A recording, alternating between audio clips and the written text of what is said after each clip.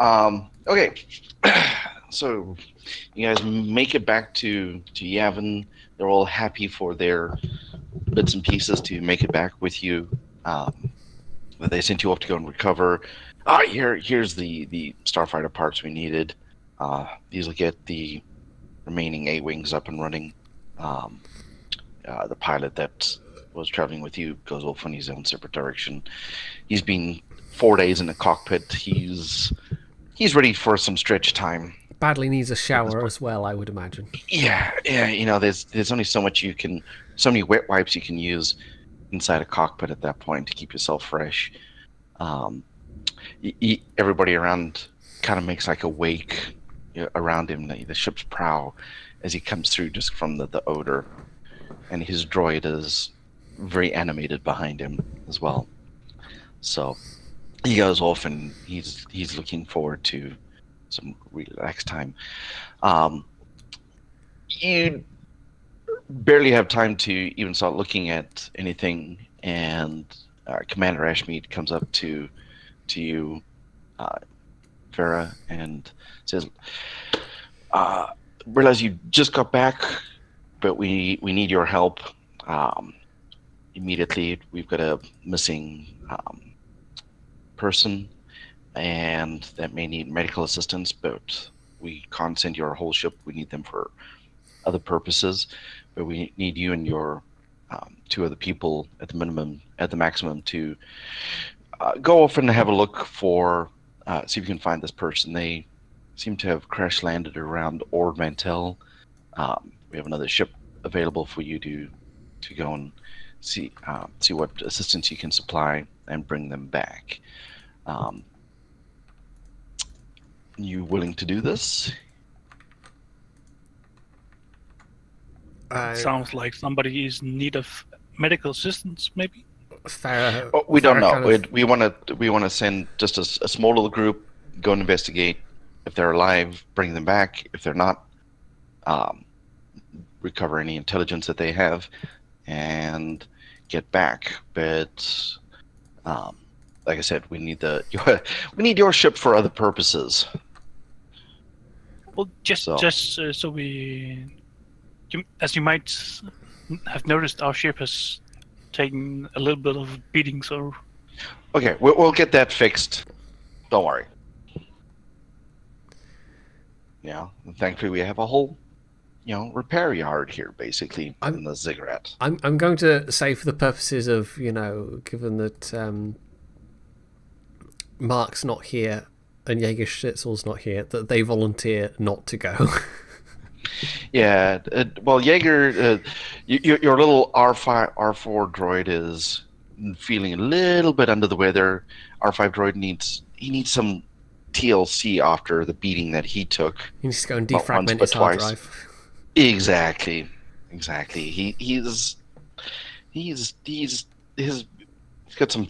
You can still hear a little rattle as he comes tunneling past you, type of situation. He's got a few bolts loose in his head, or somewhere. He's got more bolts loose than usual. Yeah, Lance is just like, no, I'm not flying again. You guys just give me too much shit. I just want my money and just keep going. Kruska's, well, that was fun. You guys have fun. And he goes walking off. I need a drink. I need Trior. Basically, I'll come with you. Since he took perhaps the least damage out of everybody. So, if I remember correctly, I do speak Wookiee, right? Yes. I'm trying to remember where that is. The one other language you do speak, Wookiee. And you're a droid that won't shut up. So, are you interested in this? Taking on this task? Well, it sounds like somebody's in need of help, and that's my job. So that's why I'm out here. As he explains, you're going to be looking for Rensi Tosh. She is a human. She's one of our agents. out there, similar to that nice little man that you met, nice little Rhodian you met on your path to getting here. So, she has crashed somewhere in Ord Mantell. We don't have specifics. That's the last message that we got from her, that she was going down on Can I crash and landing. do a check to see if I know anything about Ord Mantell? Because it's possible I've been that way at some point in my travels. Let's see. What would that be, like history or law or I'll let you roll the wilderness lore to see if you can remember anything that's about. That's the only lore check I've got, I suppose. That's the closest. You kind of remember that Ord Mantell is sort of like a way station planet. It's definitely not built up. It's how to put it? A bit rough. A bit rough. Don't expect that there'll be large cities and things like that for you to go running to. There's going to be a lot more backcountry. You're going to. You may need to be ready for any dangers that do crop up at any point in time. So. Okay. It's got a mixture of climates and such, so be prepared for anything for weather-wise and terrain if you have to go into the outskirts of, I might have to civilization. do some proper wilderness lore rolls at that point. Probably. So. Can I ask? I want to ask. Ashmead. Ashmead, that's it. Can we know the purpose of their mission there? If it's not too classified or sensitive?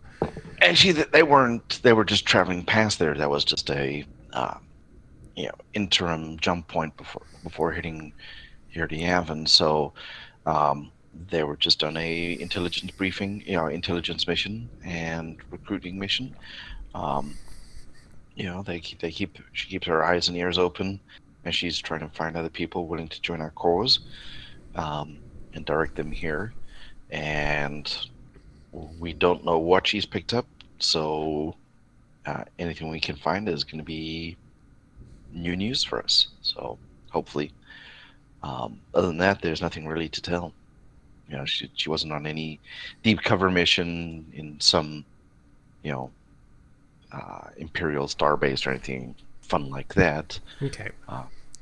I've just noticed, I've just found Ord Mantell on the map, and it's actually relatively close to Ithor. It's in the same neighborhood. Oh, there it is, yeah. So, you've heard of Ord Mantell plenty of times, but you just haven't really looked into it, I think we'll say for the purposes of backstory, I've never actually been there, but I know a bit about it. Yeah.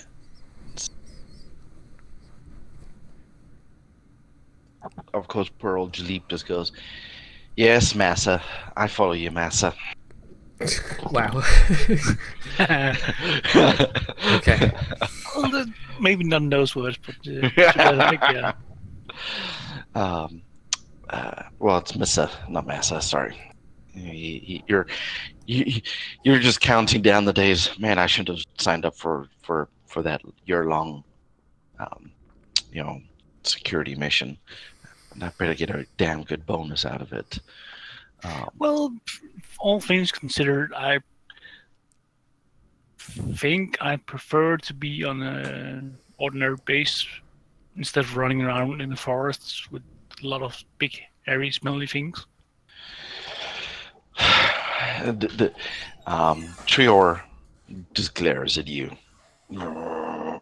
Wet dog smell is not that good, He does have well-combed fur, so, and you don't get a sense that he stinks. So, But you just probably don't want to get too close to try and find out right at the moment. Anyway, so with barely time to, grab your gear and such, Ashmead directs you over to a small armed shuttle type of vessel, and says, "Here we go.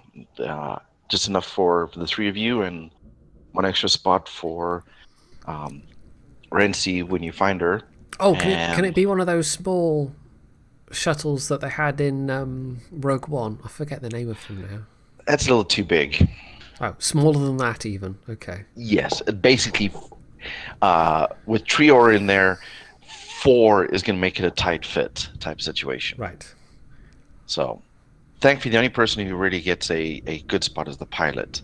So it's basically, there's a double station. You got a pilot, co-pilot station, and then there's 2, just sitting areas.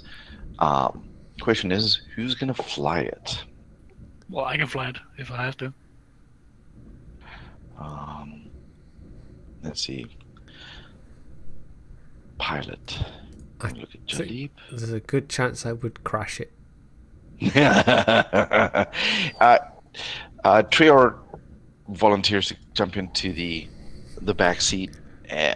He knows, he's seen your piloting skills a little bit better, Jalib, so he'll let you pilot this thing, and at least for the outgoing trip, Farrah's going to have a nice spacious zone to sit in. And so thankfully you're not going to be too cramped up back there. There's nothing like door guns or anything else like that you have to man or whatever. This basically just has 2 laser guns, laser cannons pointing forward. It's basically a toaster designed to go into space. A what? It's more or less a toaster designed to travel in space. Yeah, it's just a just a small little transport vessel for personnel and things like that, getting from point A to point B.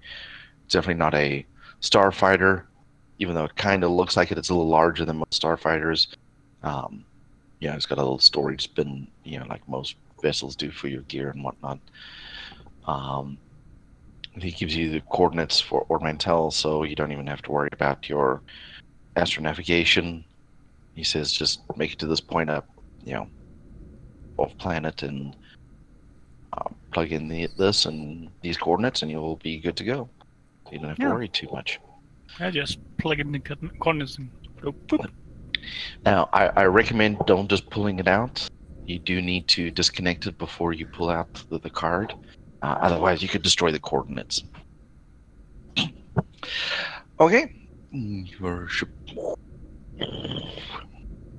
As you take off and you see the guy on a little crow's nest there with these glasses busy following you as you take off. No references to any movies made there. I'm assuming there's some kind of small window or something in the side, and I give him a little wave. There is. You're just a little too far away, or maybe he just doesn't care because he doesn't respond to you. You'll have to take his name and number and follow up with him later if you want to. Okay, so you're off and about to Ord Mantell. Up and away. Yep. Just checking something. Yeah, it's going to take you about the same amount of travel, about 2 days to get there, as you would to Kashyyyk. It's about the same distance, so you're in a cramped space. There's just enough that you can, make it into the, you can climb over people because I get to get into the expanded areas so that you can at least stretch out and not have to be sitting the whole time. It's a good thing nobody ever needs to go to the bathroom in the Star Wars universe.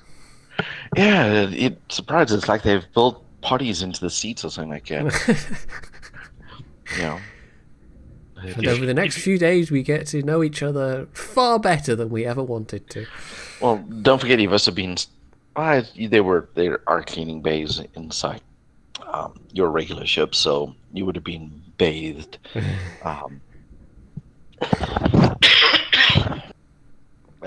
You weren't really able to dock with the A-wing that came with you, so that's why that guy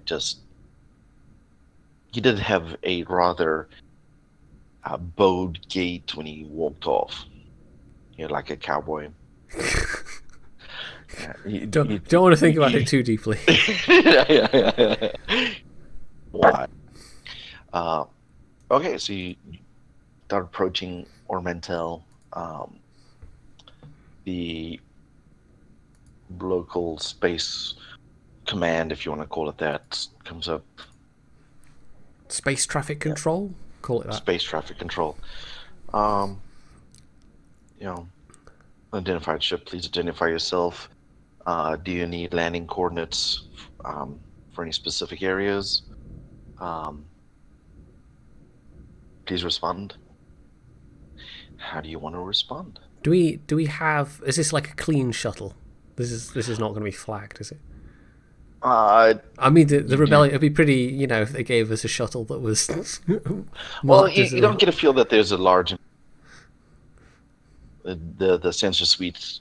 Thankfully, this has a moderately decent sensor suite. You don't pick up any Imperial Star Destroyers or anything else that would, cause you concern.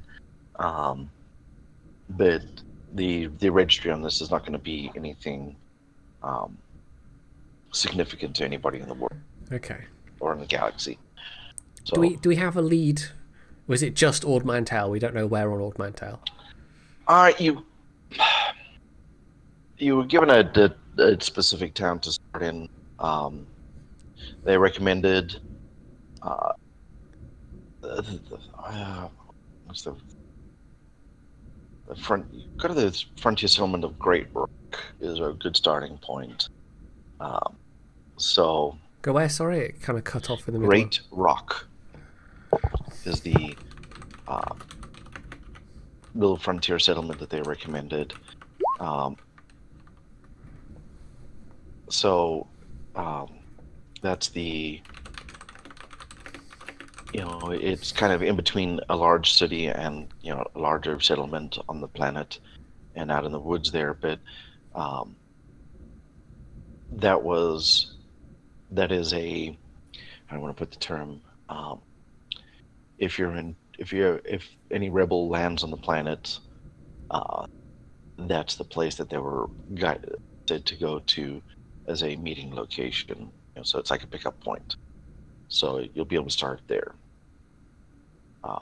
There's also a cantina or bar that was, as the staging point as well. It seems you'll be able to just keep your head down and wait for help to come if you're not able to communicate out type of situation.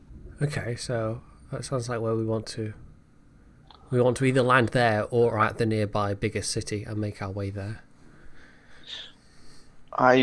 Without having to rent a land speeder, you probably just want to land there. Okay. There are landing facilities. It says, very well, ship. X321. You're cleared for approach and happy visit. The guy sounds so disinterested in your coming in here. He sounds like a middle-level bureaucrat that just has to do the job type of situation. So he's not too concerned with things. He's doing the bare minimum. Exactly. I like those guys. They make life so much easier. Yep. And you can start your landing approach. Make a piloting check.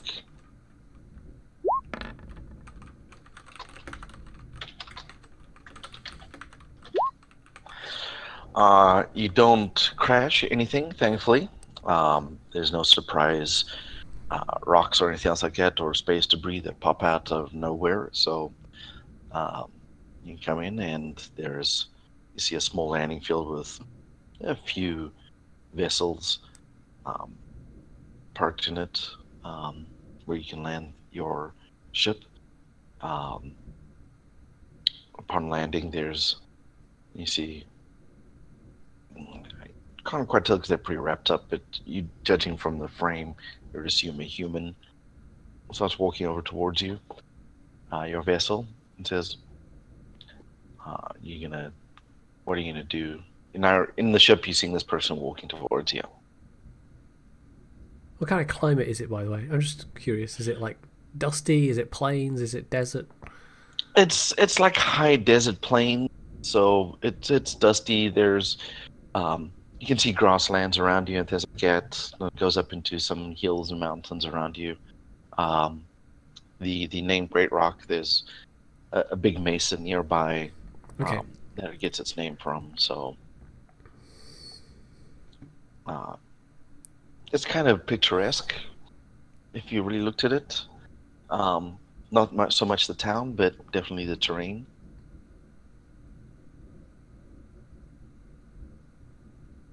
It's a quaint little dust bowl. So at this point, the person comes up and bangs on the hatch. Oi, anyone in there? Farah cracks it open, being the closest person in the little passenger compartment, and says, greetings. This is, have we found our way to Great Rock successfully? That you have. Welcome. How long do you plan to be staying in the area? It shouldn't be more than a few days, if all goes according to schedule. Were you planning to leave your ship here for the whole... I'm going to glance back into the cockpit and say, well, if that's acceptable. Sure, I have no problem with that. Well, it's a 200 credit a day parking fee and a 500 credit a week security fee. I need the security fee up front. Farah thinks for a moment and says, would it be possible to see your credentials first, just to be, certain who I'm handing my credits over to? You understand, we're new here. And the person, you can tell from kind of the voice and things like that it's a human and a male. They're pretty wrapped up. It's a little cool outside. Goes through some papers on clipboard that he has there. It says, there. See that? Can I tell if this looks authentic? Let's see how. What would be the thing to use here? Not appraise. You're gonna use. Crap! I know which one it is. Sense motive. Okay. It looks authentic to you. There's a nice little stamp and a seal, and you can read there that it says, Dockmaster, Great Rock Spaceport, licensed for this period, blah blah blah. So looks very official. The stack of other papers you can see. There's other. You just having a glance as you're paging through a couple of other ship registries and such. Everything looks official. Right. Okay. So I sort of dip my head and nod, and I say, very well. That all seems to be in order. And so is it 700 I need to hand over? No, just 500 for now. 500 for the first week. Since you're only going to be here a few days, there are no prorates. It's 500 for the week, and then after a number of days, just come back, pay the rest, and you'll be able to take off. She nods again and says, very well, and hands over 500 credits. Okay, takes the credit chit, plugs it in, does you see a little, because there's like the clipboard is both a tablet and a computer station type of thing. And then she says, may I have a receipt, please? Oh, definitely. And pushes a button, prints out a page, clips it underneath there, prints out a second page. There we go. Just turn that in. We'll calculate your fees for a number of days, and have a nice day. And she says, thank you very much. You too. I already live here. I have to stay. And he turns and walks off. Well, I meant to have a nice day part, but I mean, if he's gonna be obtuse about it, then you know. You kind of feel that the person has a lot of sarcasm. Yeah. You have to deal with a lot of different responses and things like that. So, yeah. Okay. Well, that's what I get for trying to be nice. So I'm going to turn around and. All right, this is not a big settlement, right? This is. I mean, we'll have seen it as we were flying in. Oh yeah. Think den of scum and villainy type of size. Okay. It won't be too hard to find our way to the cantina then. All right, so. And you were given a specific name for cantina, so it's called Quexis. Quexi. So. You get a feeling that there's probably a couple of 3 bars, cantinas in this this town, so you're not going to be able to just go to the first one you come to potentially. You can always ask somebody. Yeah. Well, I guess if we all gather ourselves up, gather our stuff up, lock up the shuttle. Yeah. Press the little button on the key fob and it goes beep beep and indicates it's locked. Ching, ching, ching, ching, ching, ching. You just hear various lock devices going around it and the indicator lights at the rear, at the back, and on each side flash twice as you're doing it. Yep. Exactly. So you have now parked. Thankfully, it doesn't have the ground spike that holds it in place to prevent it from being taken. It hasn't been booted yet. You don't have one of those, unfortunately. Well, hopefully it will be safe here for the time being. You get a feeling that these from your travels and things like that most of these little spaceports. Thefts occur, but for the most part, they're pretty stand up because that's the living for some of these people around the spaceports and such. So if they chase people off by too many vessels getting stolen or broken into and type of thing, they'd lose their business. So I'm guessing they take their jobs kind of seriously to keep your ship protected. There's like a little watchtower. I just have the feeling that, or the worry that if we roll too many ones, that we'll come back and find that the spaceship's gone or something like that.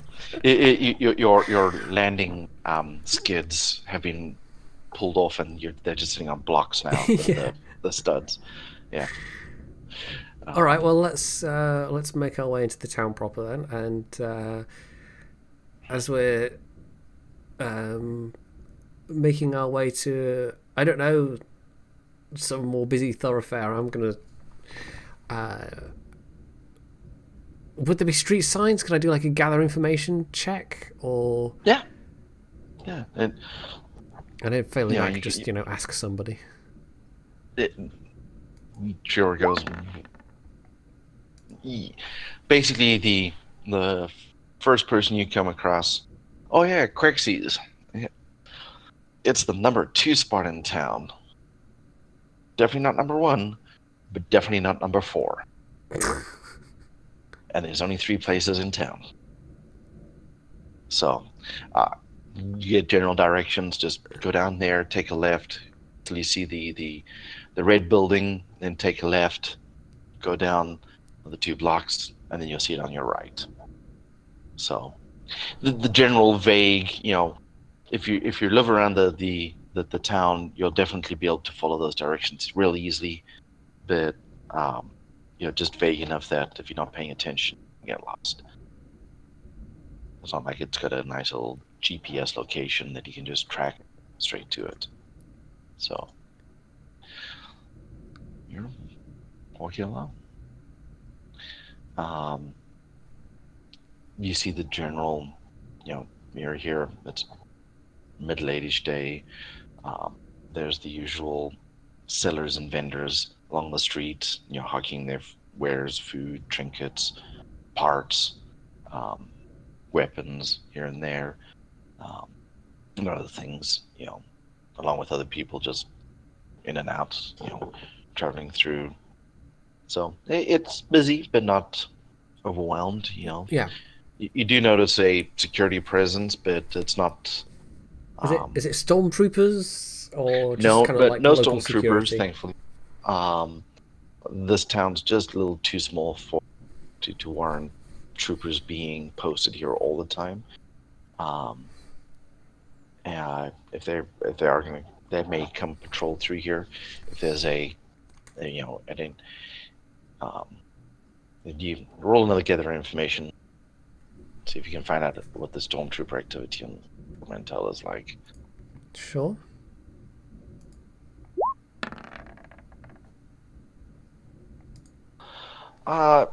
They say that they don't bother Ord Mantell too much. That there's nothing here that they really want or need. We get the occasional destroyer or cruiser that comes in, lands patrol around the settlements, things like that. So there's They're trying to find no permanent garrison. Right. Okay. Or no permanent large garrison that would do anything. There is, you didn't quite catch the name of the town that he mentions, but there's larger town where they have a permanent base of operations. Just information gathering, tracking of vessels, things like that.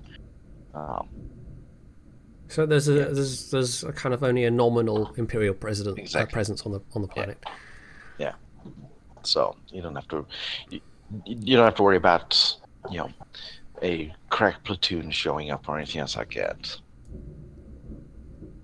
Or that's what you would assume at present, since you didn't pick up anything landing and verbiage.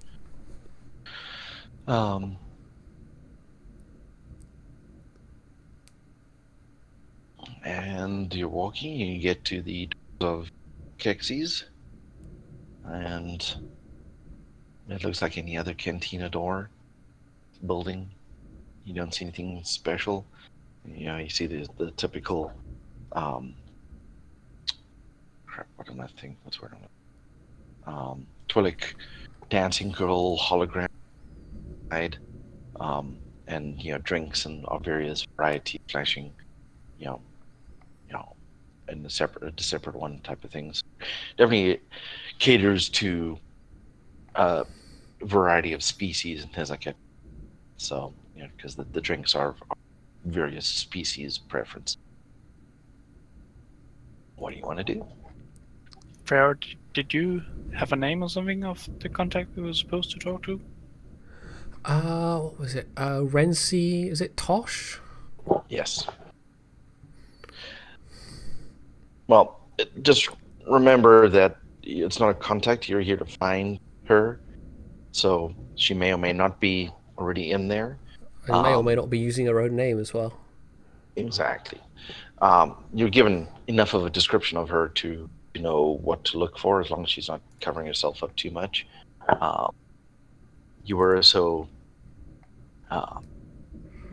given a little identifying pin, if you want to, that you stuck onto your clothing, so that if she is, masking herself, she'll recognize you and be able to approach you, type of situation. So, typical, the little red rose in the lapel or whatever type of situation. Going in? Or did you want to... Actually, there is. I'm just checking something right now, because Cantina would have some kind of comms access point, right? Inside, yeah. There's nothing really outside, except for there's like a little doorbell type of speaker thing, if it's after hours to get somebody's attention inside. But you don't get a feel that doesn't get used that much because you think this place is probably open 24/7. Yeah. Well, it's just I want to use my resource access feat, which is a once a day thing. And that's what now I'm 3rd level, I can basically phone up the family and go, Mum, Dad, have some money, please. Because I think it might be useful to have a few more credits. So I'm going to use resource access. I'm going to phone them up, basically, and ask them if they can transfer some credits to me. ET phone home? Oh, sorry. Yeah. Oh, so racist, so racist. Well, speciesist, but still. Right, the ETs are actually living in the universe. Yes, actually, it's canon. It's canon. They were in the Senate. Yep. So it is. Let's have a look. The value of resources gained equals the noble's class level multiplied by the result of the charisma check, multiplied by 20. So it would be 3 times by a dice roll times by 20 to get that number of credits. Or that would equal the number of credits I would get. It doesn't have to be credits, but in this case I want it to be credits. Okay.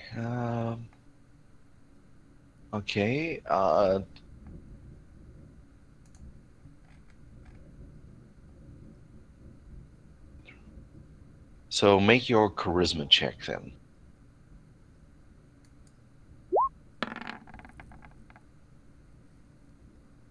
So if I am not going to do this in my head because I'm a wimp. 14 times 20 is 280.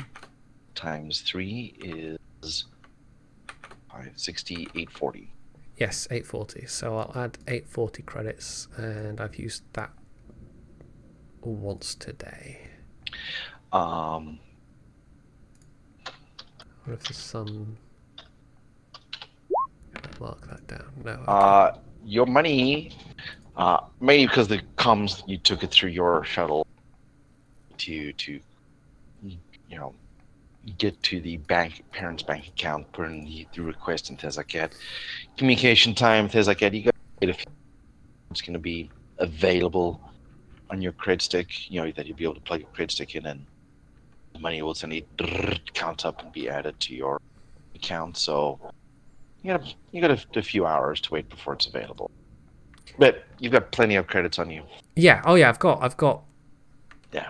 Credits at the moment. So, but it's just it'd be useful to get a bit more, to have access to a few more. You found the access to the unlimited funds cash machine is what you're doing. I also at the same time just. Kind of like a postcard style message to my family to let them know how I'm doing. I think I'm going to not give any hints about the Rebel Alliance, but I'm going to say I've found some interesting people to travel with. They're like, oh, that's good, honey. The response you get, because apparently communication, quick little Twitter chats go a lot quicker than money transfers. Oh, that's sweet, honey. Hopefully you're having fun. Hopefully they're nice people. Make sure you're getting your vitamins. And I don't say that I'm on. Well, would they? They'd probably know the communication was coming. I don't know how it works.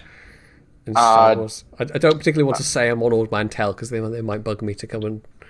Well, it seems to have it accessible on Ord Mantell, you've had it kind of. Okay. Although actually no, that wouldn't apply because they aren't actually on Ithor. They're on a herd ship, which is elsewhere in the galaxy somewhere. Yeah. So that's fine. It's not like they'd say, "Oh, you're in the neighborhood. Come and visit," or else. You're just like, "Oh man, I didn't mean for that to happen. I really don't want to go have to hang out with the parents right now." So, so in a You get a feel from the little feedback there. It said, 6 hours or so is when you should expect your money to be available. Okay, and we're evening time now? Late afternoon. Okay. Mid-late afternoon, right. So okay. By midnight, latest, you should have your money in hand. Or whatever hours this planet spins on, but you get a feeling you won't have to worry too much about it. You'll have plenty of time here in town to be able to get that. So yeah. So you entering the bar now, or? Well, I presume we had to go in the bar to use the comms equipment. Actually, you didn't have to do that because you have little communicators. You're able to connect to your shuttle through that. Oh, okay, we did it that way. We didn't have to go and stand in a phone. Basically, you plug your communicator into your tablet. We'll just call it a tablet. I can't remember what it is. And it connects to your shuttle. The shuttle has just a communication capability, and voila. Okay.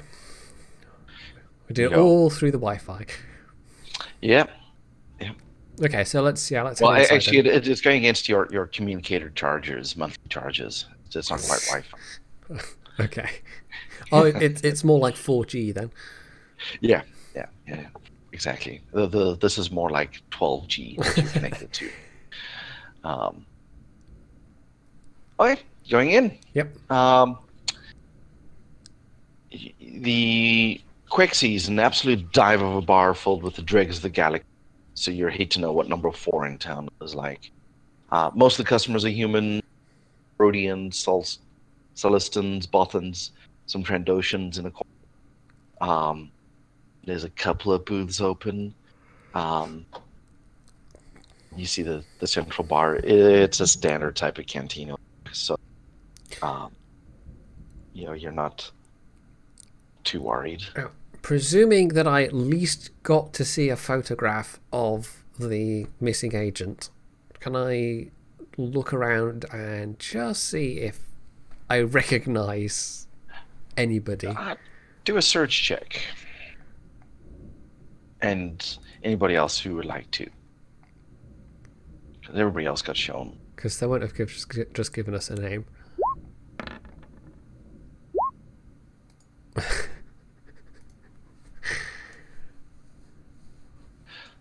Jalip goes, nudges you in the. You get a feel that somebody over at the bar may fit the general description. All right, I poke Pharaoh on the shoulder. Hey, I think the person we're looking for is over there. Kind of looks like it. Not sure, but looks like it. So this is a human female we're looking for, right? Well, you can't tell. They got some covers over there. They're hidden things like that. And they're wearing gloves, but Jalip's observant eyes as a human picked up other certain physical features that would indicate a female. Yes. He kind of noticed them a little bit more than most people would. Okay. All right. Most people being a Ithorian and a... Well, Farrak walks over and tries to look as if she's going to the bar and not to that specific person, and just happens to be going to that point of the bar, and possibly is not successful at it because she's very new at all this. The intrigue. Did you want to speak to her? Or did you just kind of lean over in front of her and get the barman's attention?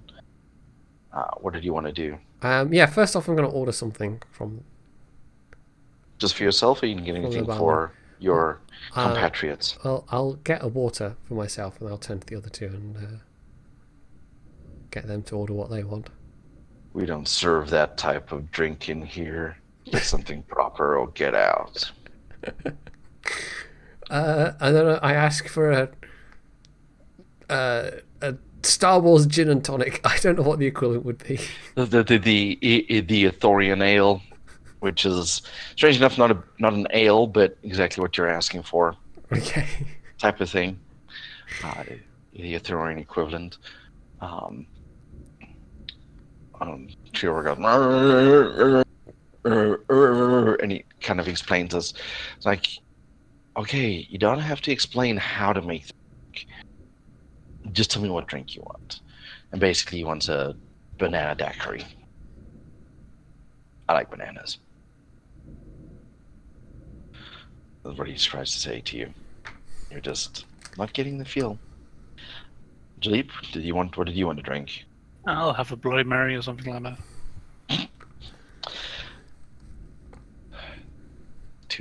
You want it spicy or not? The bartender says. Yeah, let's have spicy. Oh, as he walks off and goes and gets your drinks ready. Okay, I'm going to. There was a pin you said, like a kind of pin badge piece of jewelry. Yep. The person you think. Give me a second, guys. Is your contact? My headphones are really acting up. Can you hear me?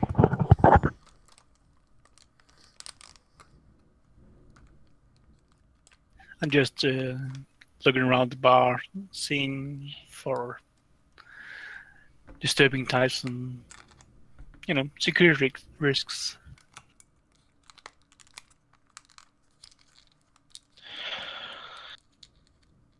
You're make a search check at that point.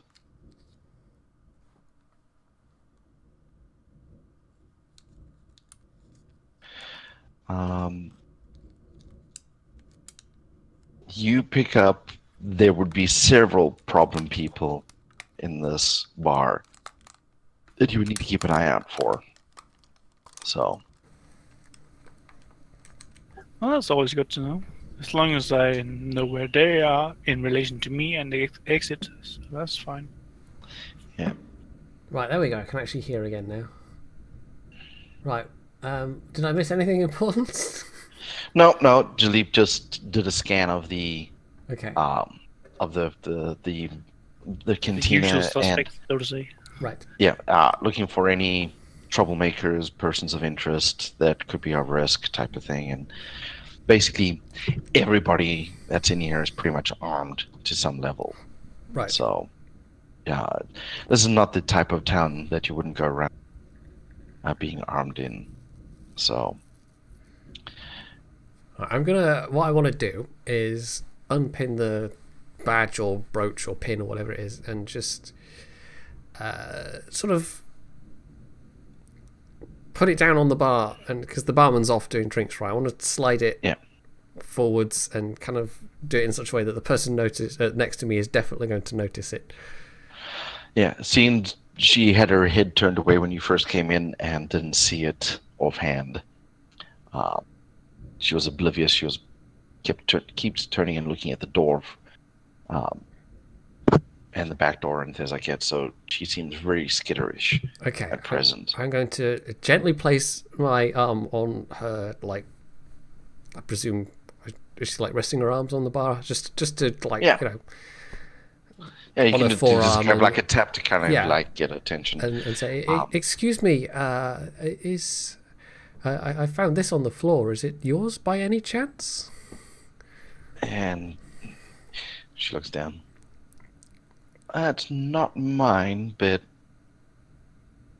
perhaps you recognize take it? a seat and grab a table. I'll be right there, she whispers to you. And Farah just kind of... But no, just not mine. Gently nods and then... Back her off.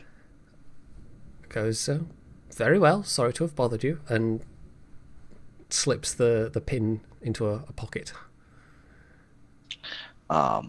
Bartender at that point comes back with your 3 drinks. Okay, we're going to take them and get like was it like a private booth? Yeah, it's just like a booth. Okay, yeah, we're going to get a booth. Thankfully, there's no Rhodians around.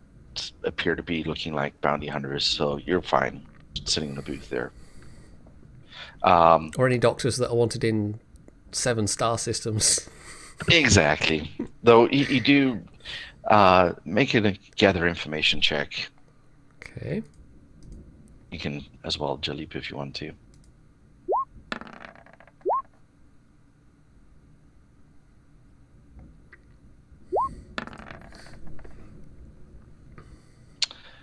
Farah, jeez, you got a good gather information there.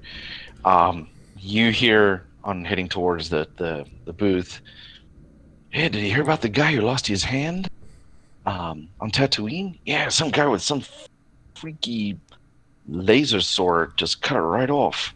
Wow, that's crazy.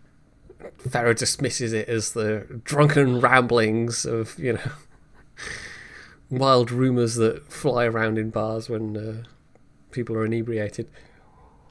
Yeah. Story goes that he's wanted on 7 more. Now he's only wanted on 6.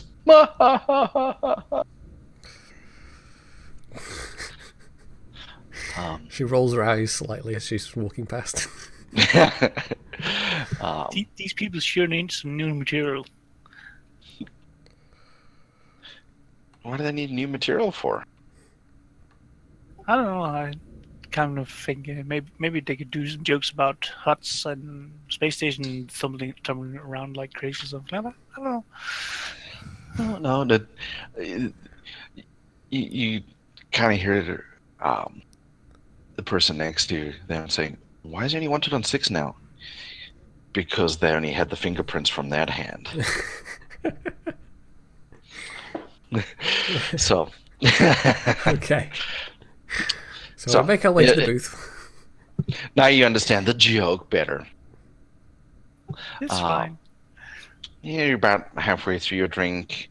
Trior's already on his second one, and because, well, he's thirsty for some reason, and apparently he really does like bananas. So. Well, bananas aren't delicious, so. Space bananas, though, right? Yes.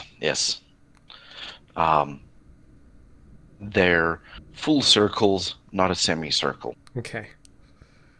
They come in a hoop. It's a special fruit. After 10-15 minutes, the person that was sitting at the bar kind of saddles off from the bar and makes her way over to your booth and sits down and she goes, "Who are you? What are you doing here?" I believe we might have some mutual friends who sent us here to ensure your safety. If you are who we think you are. Who sent you? Let's just say we're passing through from Yavin. And some people there were concerned for your well-being. What type of mead sent you? Ash? I've been waiting here 5 freaking days for someone to come and get me out of here. If took some damage getting out of the ancient system and managed to jump into the Ord Mantell space, but then my engines blew out and I crash landed just a little bit, thankfully, just a little bit not too far out of town, which made it a little easier to be able to rendezvous with somebody here, rather than land on the other side of the planet. That would have been a real pain in the hindquarters to make it over here. Yeah, it's a long walk. It was long enough just making it through the wilderness to get here to the nearest town area. And then luck was with me, apparently. So, I do need to get back to my ship, though. The information I've gathered is still in the computer. I wasn't able to download it on chip because the power went out on it when I crash landed. So when you get back there, power it up. If we're able to repair it, great, I can take off again. If not, we'll destroy it and just collect the information. Well, we do have room for one more in our own shuttle. If the terrain isn't too rough, we might be able to just hop over to the crash site and do it that way. That's going to be a problem. There's no real good landing areas. I kind of crashed in almost like a spine. I couldn't even think of just not a comfortable place to try and land a ship. The easiest would probably be walk over there. It'll just take us a day or so to get there, and then we can. I know what repairs we need and things like that on the ship. Is there anything we would need to pick up in town to help? Actually, you get a feel that the things she lists off, you have in your ship available. You know, it's more. Oh, shoot! You go. Damn it! We don't have a hyper motivator. You'll have to find something here in town. Well, and you notice that she keeps looking toward. You know, like she's looking to see if someone's trying to track her down or something. Is the feeling you get? Can I do like as I'm watching her speaking and can I do like a sense motive? Yeah. Go right ahead. You get the feeling that she is looking out for someone. She seems rather stressed. As in someone specific. You do notice, with now that you've really watching her and things like that, looking at her face, you notice bruising. You sure there must be some other injuries. And you know she seems really anxious. Like you know, she suspects somebody is following her. So I reach out and try and, you know, in a calming gesture, I put one of my Ithorian hands over her tiny, puny, weird, pink, fleshy human hands, and I say, you seem troubled. I understand why someone in your position might be somewhat nervous, but is there someone in pursuit of you? Yeah, on my way, just when I hit the outskirts of town, some local thugs grabbed me, and I think they worked out, because I wasn't wearing this gear, I was wearing my pilot gear, that I was a pilot for somebody, and I think they were going to try and ransom me off to my supposed bosses, who they thought I was obviously a boss, you know, working for someone else. But I managed to escape, but I think they're looking for me.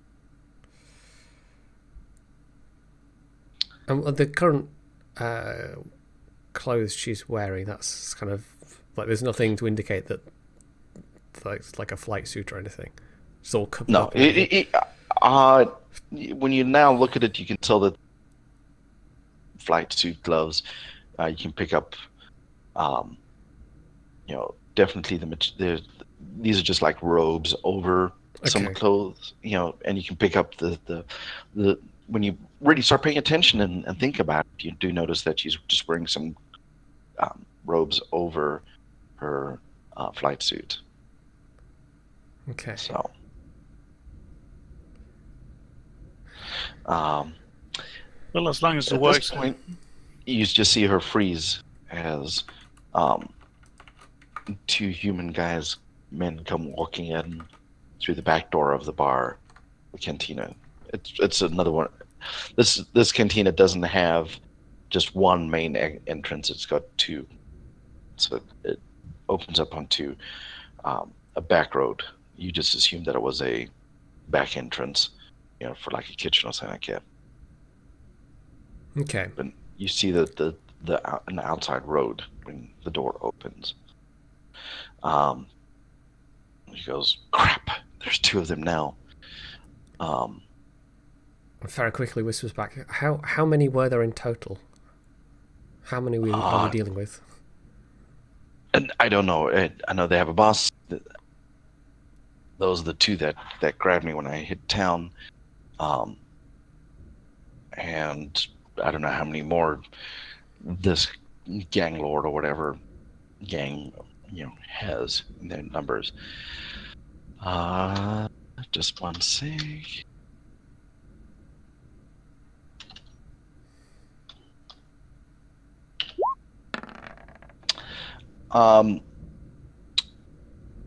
They don't seem to spot Renzi, because you can definitely see they're looking around.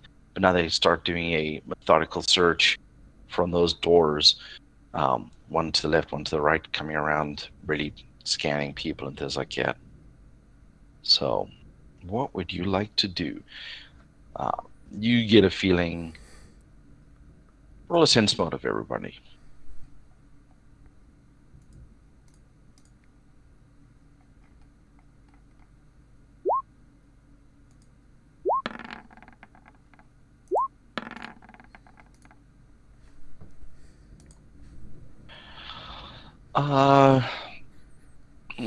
Jalip and Ferret, you're not sure, but you think they can be trouble. Jalip, you definitely get a stronger feeling, but you're not sure if they're just going to be aggressive or they can be violent.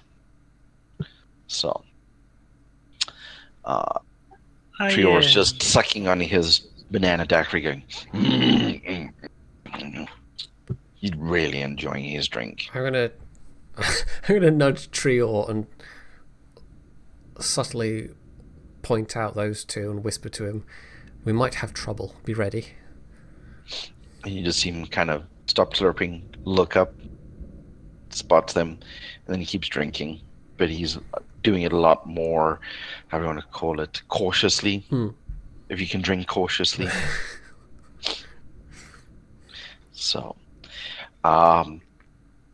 you potentially have the drop on them if you want to initiate combat, or you can run, or you can approach them. We can't get out either exit without passing one of them. No, you'll be able to get out through the front end entrance without having to pass them, but they'll definitely spot you getting up and walking away, because it's not that big a bar that they're hidden behind people and things like that. So they'll definitely see you, and they could take action at that point if they so choose.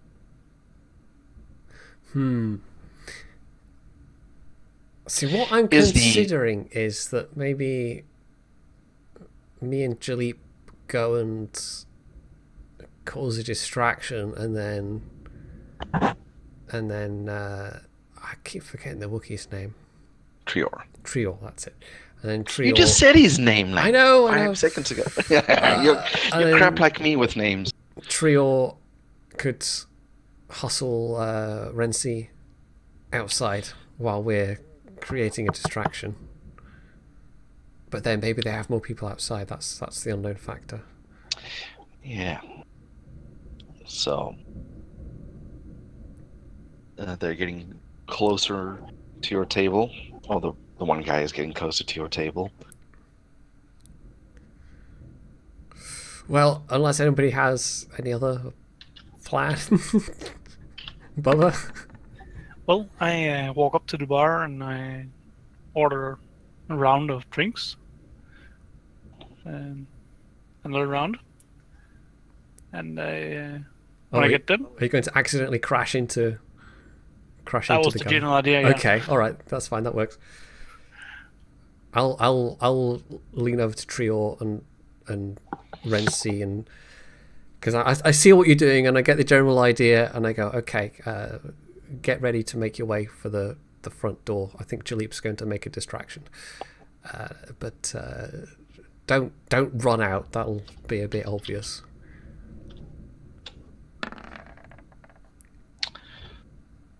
Okay. The one guy is moving from the table just next to you and turns to your table. Okay, Jalip, if you're going to do your move, do it now. Yeah. I crash into him with drinks. What the hell are you doing? And I stand up Get at out of this my way. point And pushes you off. I kind Which way are you going? Okay, I'm going to stand at this point and kind of blocking the view of the booth and kind of rush over and go, oh my goodness, oh I'm so terribly sorry, and just try and generally, you know, be making a fuss and just like be making a lot of noise and, you know, trying to get everybody's attention on us two rather than the people slipping out of the booth behind us. So the goon that was there who got bumped into, he's pushed Jalip off and he says, do you know who I am? Everybody else starts cringing a little bit. Apparently these are the local thug mafia, if you want to call it. The other guard, the other goon. I'm kind of fussing over him and, you know, wiping him down. And did he get knocked over? Turns over a bit just as she was getting up from the table. You recognize him and says, you stay there. Roll initiative. Okay. They had too many eyes watching things. Or because they were split up there. You were just able to distract the one but not the other sufficiently. It took me a moment to find the initiative one. Oh, good grief. Ooh. For goodness sake.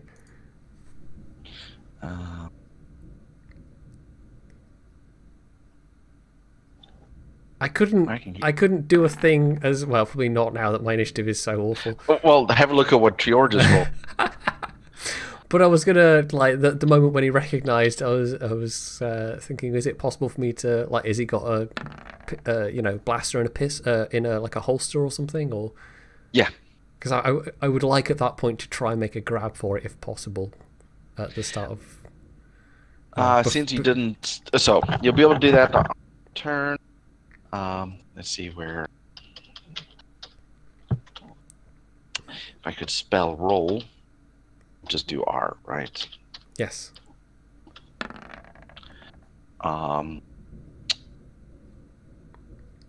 Unfortunately, they're going ahead of you.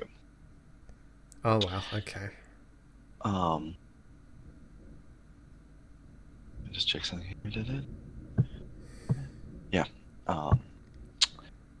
Like way ahead of you. The goon furthest away from you, and this for not a map for this, but it should be short and sweet.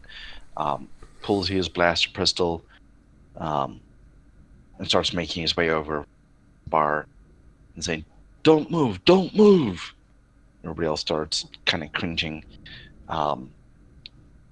The person in front of you is looking around, sees him draw the gun, draws his gun, but doesn't know who the target needs to be at this point. He doesn't recognize that. We're kind of still in front of... He doesn't realize that you're part of the, you know, his threat zone. All he knows is that his partner has seen their target, and that's it. So, Jalip, what would you like to do? And by the way, this guy's pushing you. Draw your weapon and shoot then.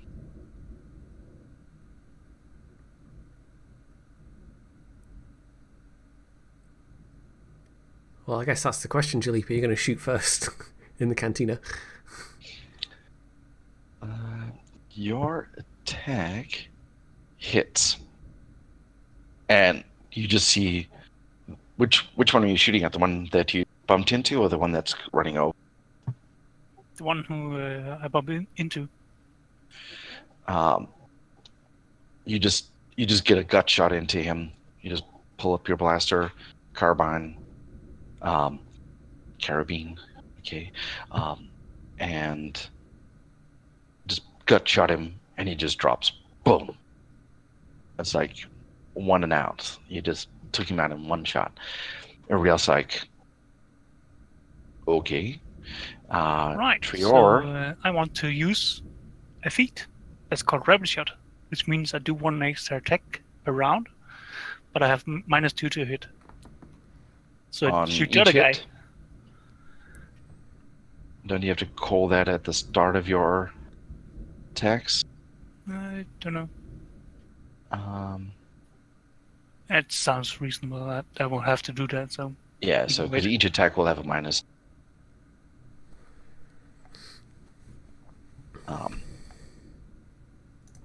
So thankfully your precise shot, because you were definitely within melee range, kicked in, and your point blank shot. So, Trior grabs his bolter, his bowcaster, and takes his shot at the guy across the way.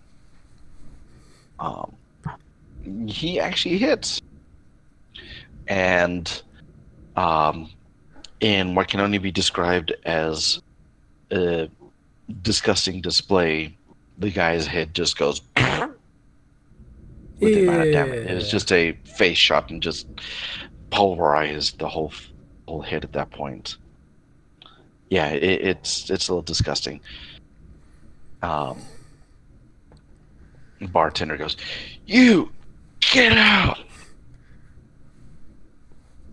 As you see a couple of the waitresses kind of descend on the bodies and start taking the money out of them and things like that. And you get a feeling this is not an uncommon, and that you should probably just leave at this point. Yeah, I think we should hustle out. I'm going to just, for the cleanup of the mess, I'm gonna like stick down. How much were the drinks? You don't even. You just want to just keep moving on. All right. Well, in which case, we'll about just 20 credits. Roll a sense motive. Oh, okay.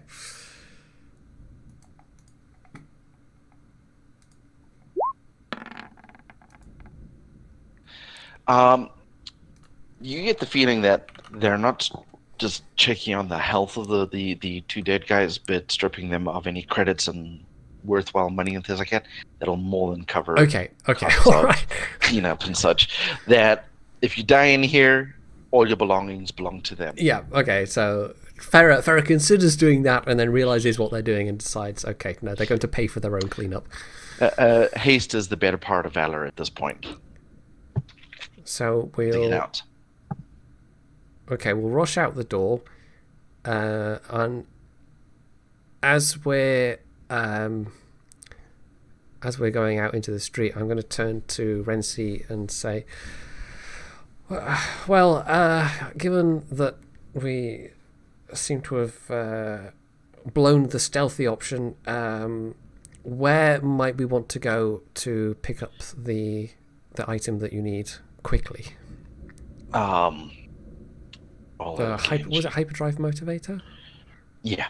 I think I remember on the way in, just as I hit town, there was a booth there, and you kind of look at. We may still have time, but we probably want to leave town. We don't know how many more of these people are out there that belong to this gang. Let's grab the part and let's head out into towards my ship. And let's get that thing fixed up and out of here. I'm wondering if it might be better to grab that, go get our shuttle, and then land as close as we can to the wreck. And walk that way, rather than having to come back into town to get our shuttle. So, or can her ship take all of us? No, her ship will definitely not be able to take all of you. You will need to find out a little bit more about the terrain. She kind of recognizes where it is. You could probably ask around to see if there's any decent landing places.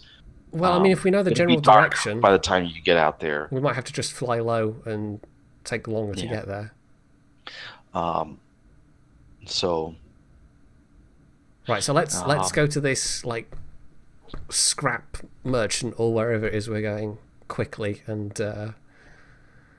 try and get this hyperdrive motivator. Okay. And I think we should hump it back to our shuttle and fly off. You get there and the person's busy closing up their booth for the night, and they're like, "We're closed."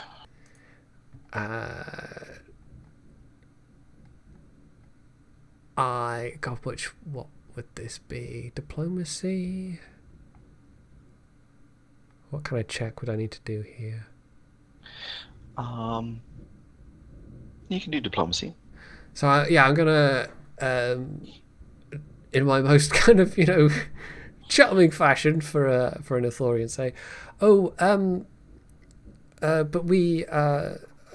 we're sorry to bother you, but we do have rather an urgent need of a very specific item, and we could make it worth your while if you would help us. We need a hyperdrive motivator. And come back tomorrow. I'm closing up. How much would it be worth to you? We really do need this part quite urgently. Come back tomorrow. You can stay overnight. That's not a problem.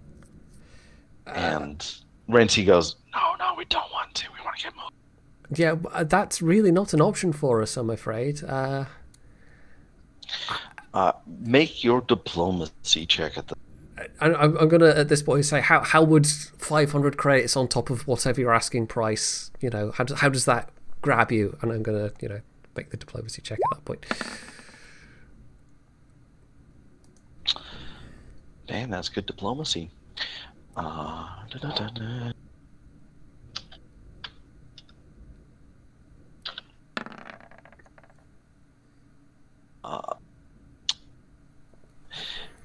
They're like, make it 1,000. Ooh, See, you don't even know what the price of the part is. Yeah, that's the thing. It's like I could easily not have anything like enough. Just out of curiosity, sir, before we go into further negotiations about what eventual reparations we could offer you for opening at this hour of day, what is the current going rate for a hyperdrive motivator? Come back tomorrow and you can find out when I'm open. All right, we'll talk to you tomorrow then. See you later. And they just keep packing up. Oh, and Renzi's really like, we need that part. How many credits have you got on you, Jalip? Oh, somewhere around 1,300 or something. Roll a sense motive, Farah. Very well. And Jalip if you want to. Yours just covering your back. Oh, that wasn't a great roll. You kind of get a feel that that this person's trying to bamboozle you a little bit. That they're probably open for a little negotiation. Okay, I'm going to then say 600 credits. He really would be doing us a great favor. 800. 750. Fine.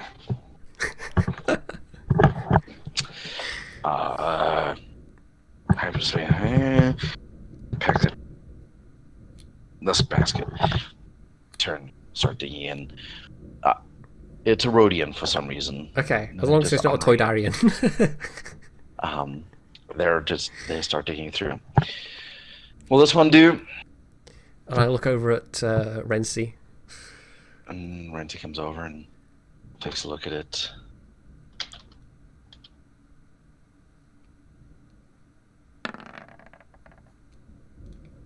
Yeah, that'll do. Very well. How much? 2,000 plus the 750. Okay, I'm going to need to borrow some of Jalip's money because, well, would my extra money have come through at this point? You can always check. Okay, I'm going to whip out my... Plug in your 12G system. Yeah. Oh god, on Coruscant they've got like 42G, so 12G. Oh, this really is the sticks. Okay. Do I need to do like a computer use, or will you just let me? You just do it. Okay. And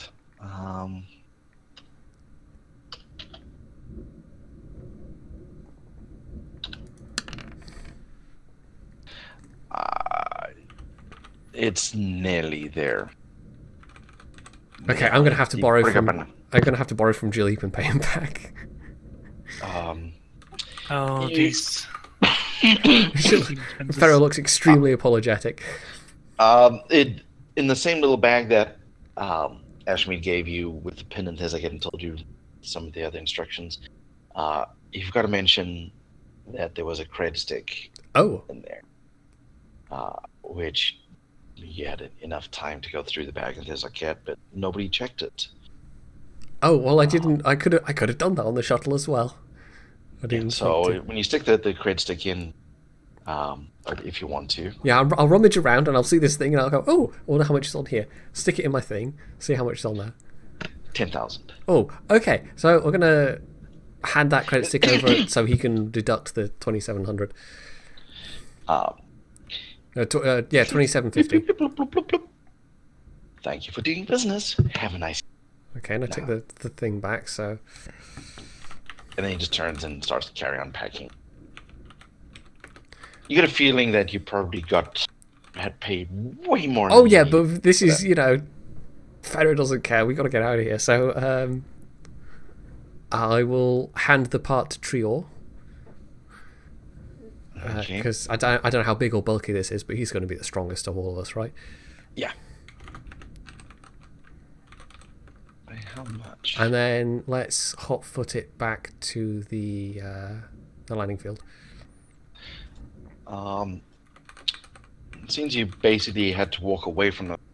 Can we be like keeping an eye out as we're going? Like, can we make some perception checks as we're going, just to make sure that we're not? Yeah, you don't see, everybody's packing up for the night. The traffic has died off, on the roads and things like that. Certain ladies of the evening start to make appearances. The normal thing. Towns. You don't see any riled up, militarily guards or thugs or anything else like that. Yeah. Okay. As you're walking along. Did you want to go past the bar, or do you want to try? I'll try and avoid it. Take him if it means a more roundabout route.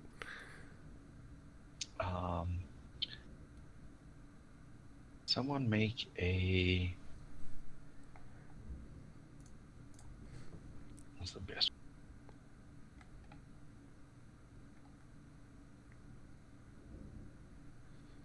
Make a survival check.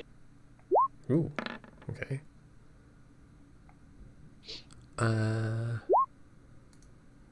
Oof. Roll. That's one. Yay! Jalip falls down a well. No, you're doing fine right now.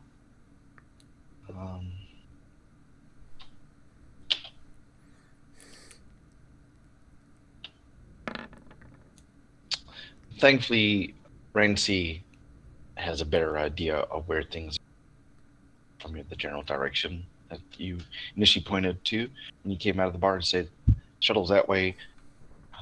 When we have to get back, so she's able to make sure you guys don't get too loud. Okay.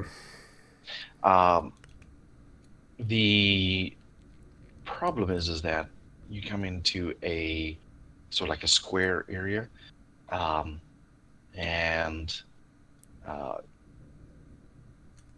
make a reaction check. Oh, I don't like the sound of that. Let's do a reflex.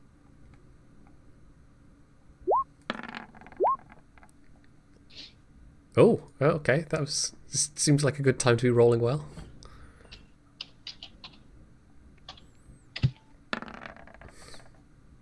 Wow. Everybody basically, you start hitting into the square, notice a group of excited, or I wouldn't say excited, but they're busy gathering and pointing fingers and things like that. And you see like a lead person, and just catch yourselves before you enter inside of the square to be noticed by anybody in there. Basically, Renzi takes it. That's him. That's the boss. And you see 6 the guys with him. They seem rather upset, and would probably apparently be trying to look for you as well. Is it? Could we? Oh. Okay. Can we How long is it going to take to like make our way to the outskirts of the town and work our way all the way around to the airfield or to the landing field? It shouldn't take you too long, or so if you're ready to go, half an hour. It's not that big a town. Okay. So you can easily make your way around, but at this point they all start spreading out. Yeah. And one of them is starting to walk towards. So I'm gonna motion everybody the road that you hastily get back. Is there like an alley or something we can duck into or somewhere? Because it's getting kind of dark now, right? This isn't going to be a well lit up town. It's not a very well lit town. Alley, if need be, and get behind some baskets or other things down there. It's just basically the space between two. And there's just trash and what. Okay.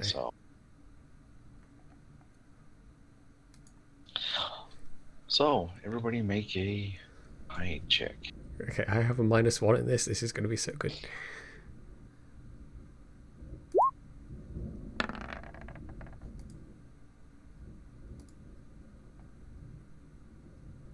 That display's really weird on my screen. I know, same way here.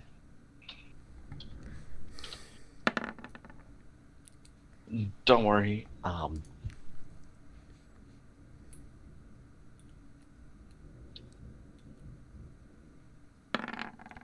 So you're hiding behind the baskets there, and says, the guy comes walking by and he looks down, and Farah has stuck her head up around the basket to see what's happening right at that point, and he's like, he kind of freezes, sees you, turns, and runs towards the square, shouting, "They're here! They're here!"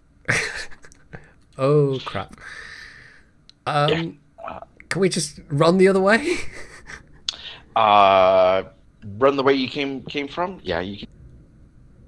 Yeah, just trying to lose. I want to try and lose them before we get into a fight, because Farah doesn't like fights, and they do outnumber us, so it does seem sensible. So you start running back the way you came towards the outskirts of town. They know the general direction you're in.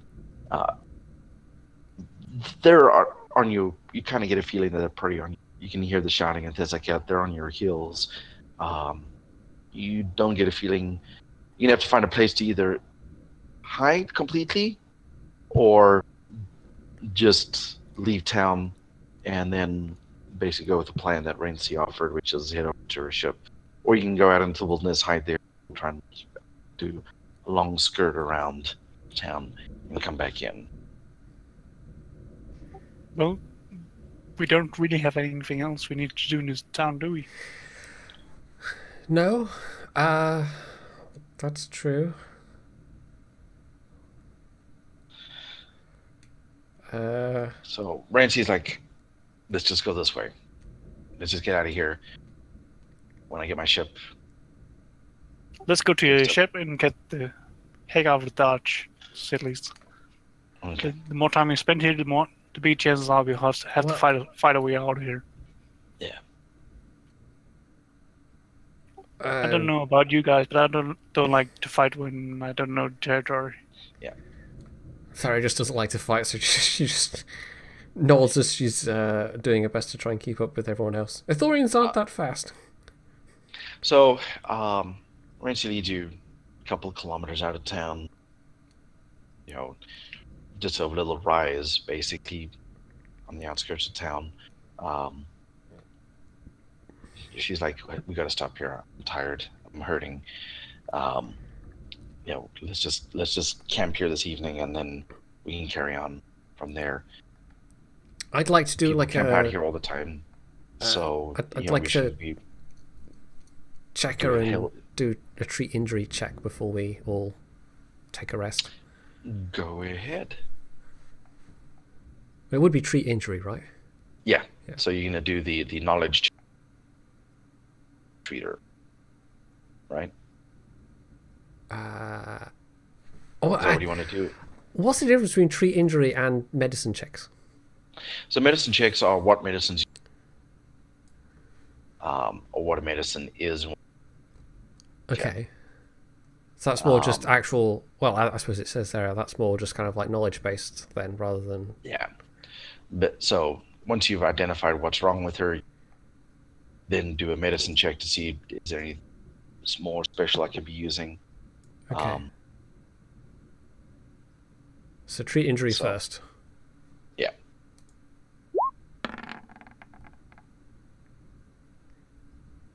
Okay.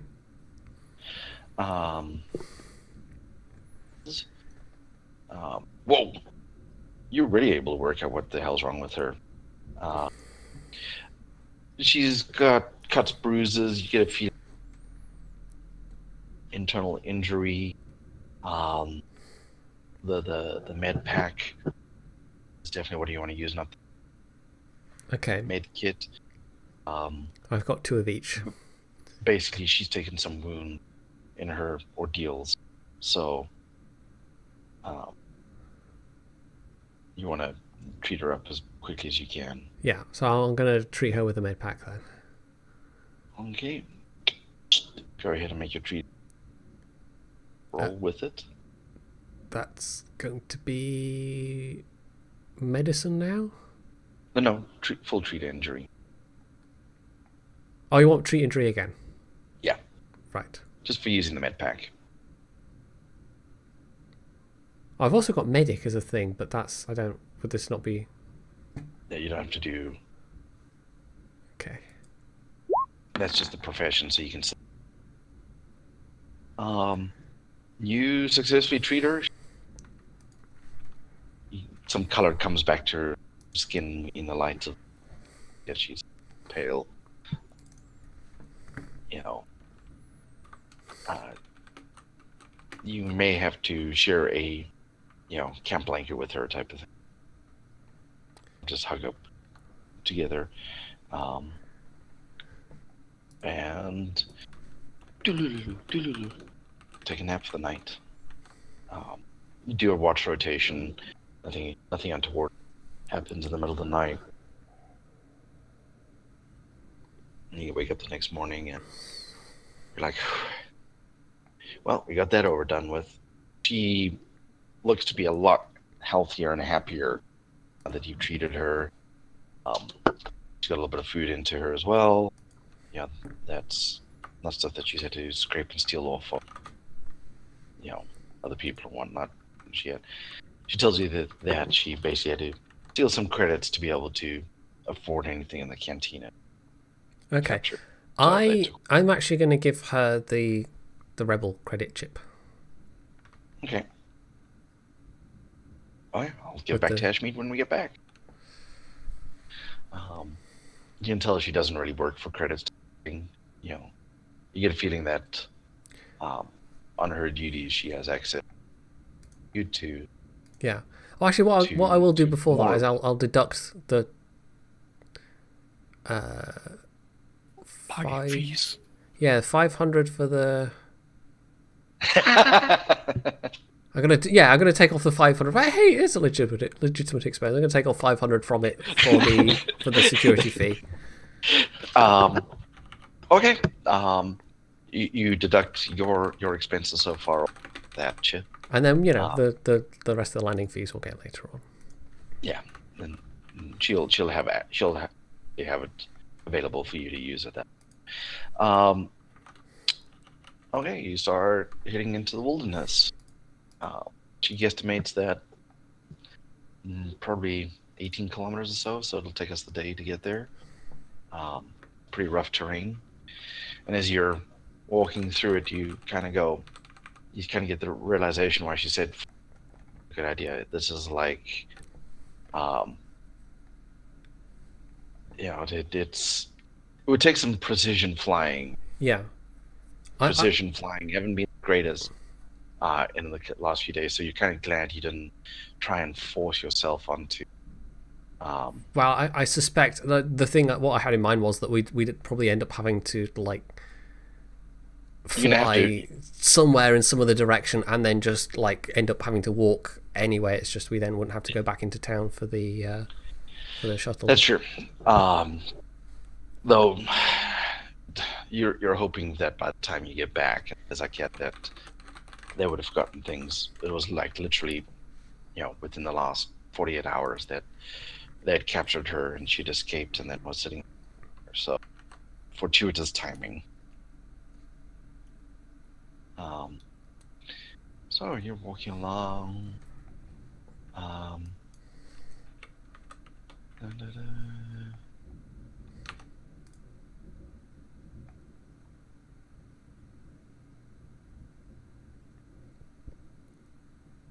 Can I do some kind of, like, this is one of my few occasions where I'm going to legitimately get to use wilderness lore, so can I use this as where...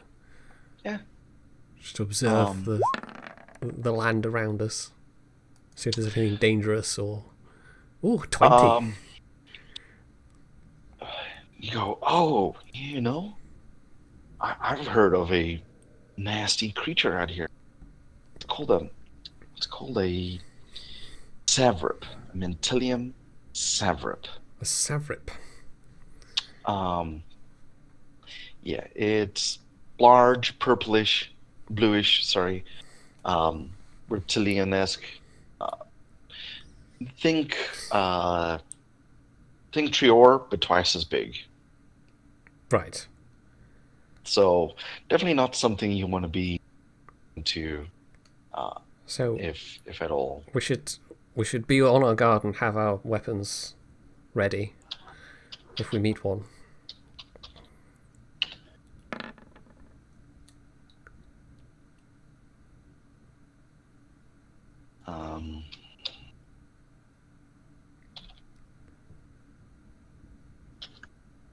Ooh, a 1d100. Yeah. So you're walking. If nobody does anybody have the track skill specifically? Let's have a look. I don't. That's a feat. Oh, if it's, I don't think anyone will have that. I have only got wilderness lore because I'm an Ithorian. Yep.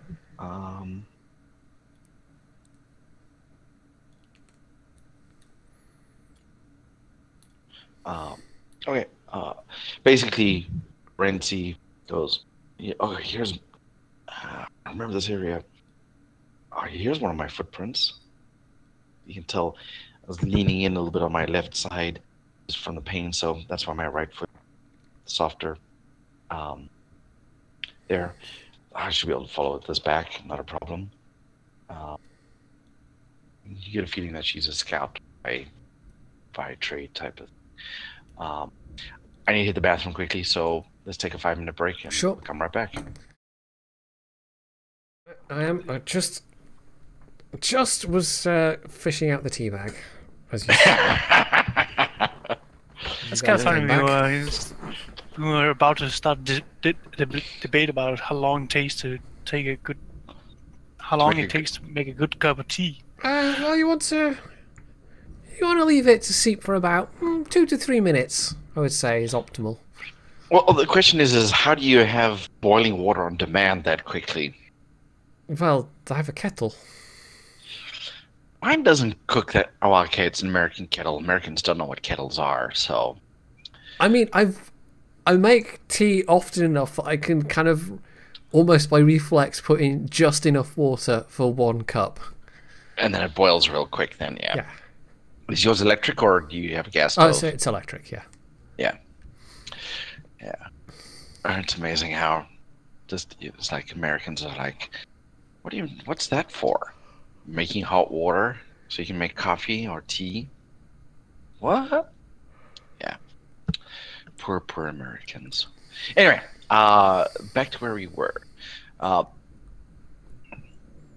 You're just following the occasional trait that you can find. It's sandy, rocky terrain that you're going through. This scrub brush. Nothing,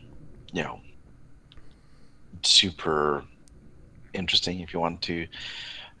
There's no standout little rock formations that would make a great photo op or anything else like that. Put onto your Galaxygram account or anything else like that. So you just keep moving, and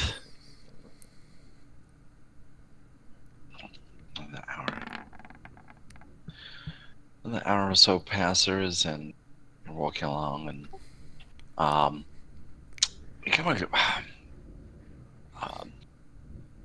there's a little gully that you have to cross.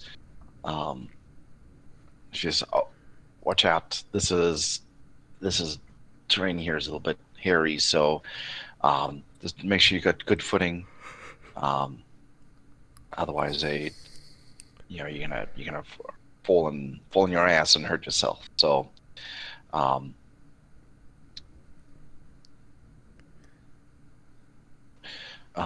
everybody make a dex check." Okay.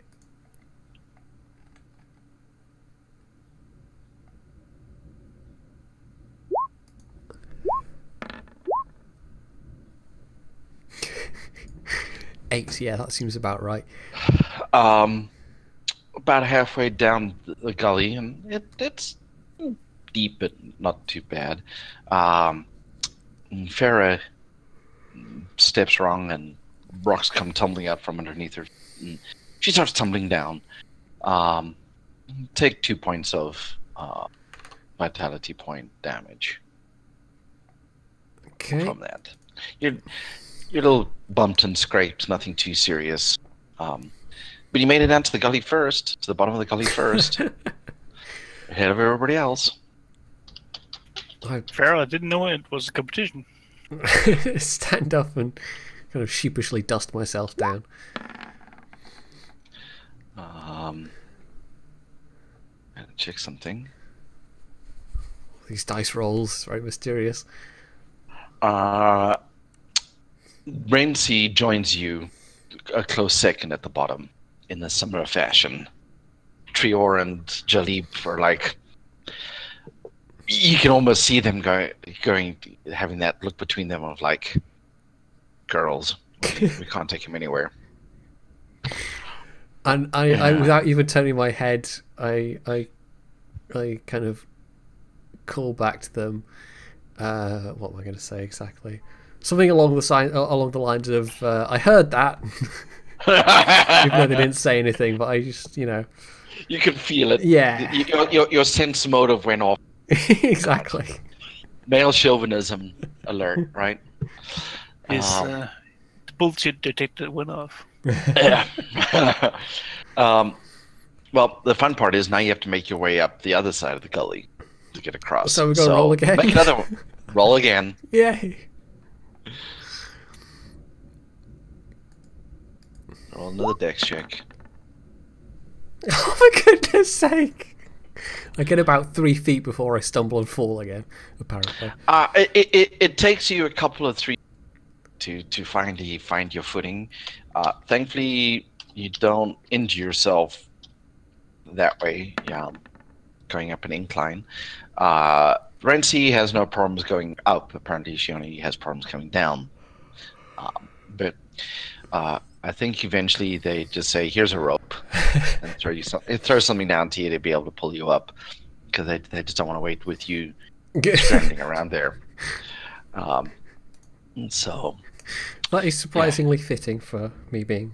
I mean, I've got a -1 on dex checks anyway, but yeah. Yeah. No. Well, that was just two terrible you didn't rolls. roll that one then, so. That could have been an interesting end to your campaign. Oh, sorry, did I say that? You keep walking along, and is this different terrain now than earlier on? Well, no, it's still the same type of terrain. Okay. The gully was just really deep and steep-sided, and with loose rocks here and there, so just awkward. There's no bridges out here for you just to walk. Okay. But you don't want to take too much more time out of your walking to trying to find an easier path to cross. So can I have it like as a, I don't know what you'd call it, but like a reaction or a ready action or whatever it would be in D&D with my blaster, just in case one of these. Oh yeah, if you want to walk with your weapon out, so you don't have to do a move action to draw. because you don't have quick draw. Go ahead. You can walk with it. Okay. Which is an unusual sight for Farah to be walking along, holding a weapon at the ready, but yes. You notice that Jalip and Trior are doing that. Nobody's offered a weapon to Renzi yet, and she doesn't. You get a feeling that she doesn't want to ask, but she keeps looking at like the spare weapons being carried by various people and such. Wait, people have spare weapons? I know I don't. Well, I've got my staff. She can have my staff if she wants. Alrighty, I hand out Blaster Pistol. Oh, thank you very much. I appreciate it. And she holds out her hand. Yes. I hand her Blaster Pistol. Backup charge cell. Power cell. Yeah. What about those? Don't you have a spare, just in case? Fine. Well, then I'm thinking. She turns and she keeps walking. She doesn't like you anymore, Jalip.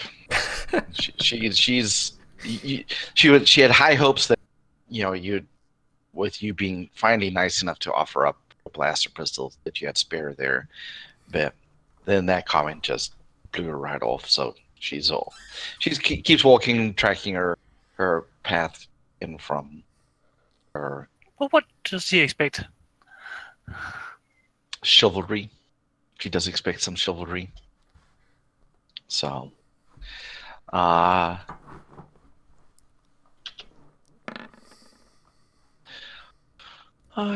you just keep going along, and nothing too. Again, it's now about 3-4 hours into the day,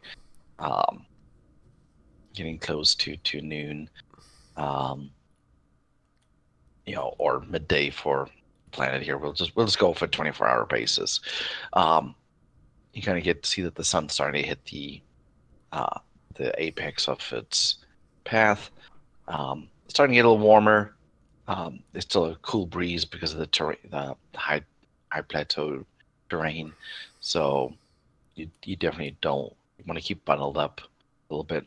It's a little dusty and such, so not a bad idea, but nothing of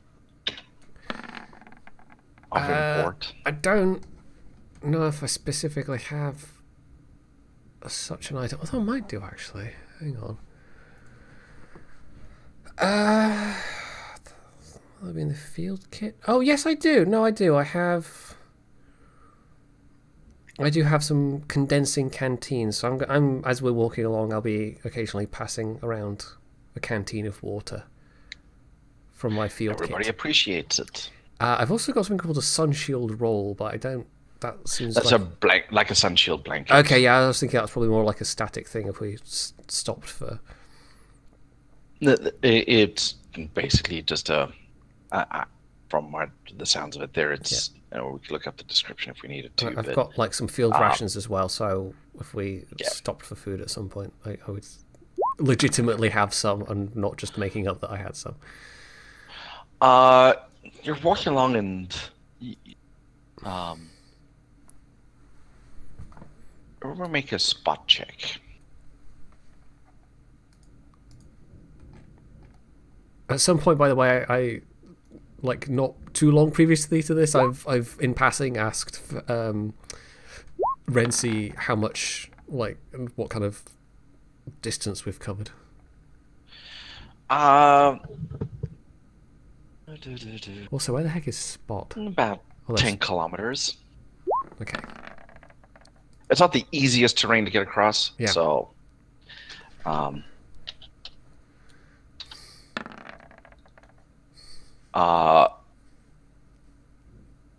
I rolled 2 d20s. Thankfully, they were for NPCs and opponents. Basically, almost at the same time, Trior kind of starts growling at you, and Renzi turns, kind of starts mumbling under her voice, "We're being watched." Kind of kind of says a direction. Don't look too quickly in that direction. He, but it looks like we're being watched by somebody. Is it like light glinting off a pair of binoculars, or how close by is it? He's far enough away that he doesn't need binoculars, but just far enough that you can't quite make out what or who it is watching you. You have a choice of ignoring it and moving along, being aggressive, being friendly.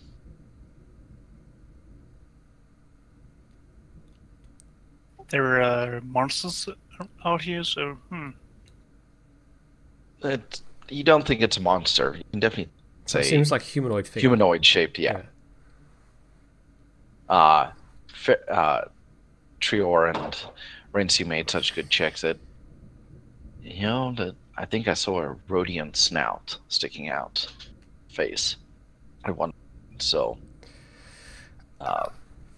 probably my guess is some sort of hunter or wilderness person out here.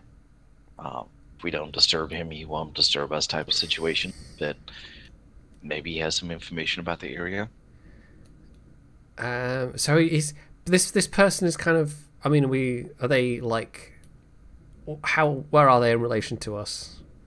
Are they kind of looking down at a cliff, from a cliff? And no, it's there's little rises and folds and things like that. Okay. So he's behind some rock, features and such. So nothing,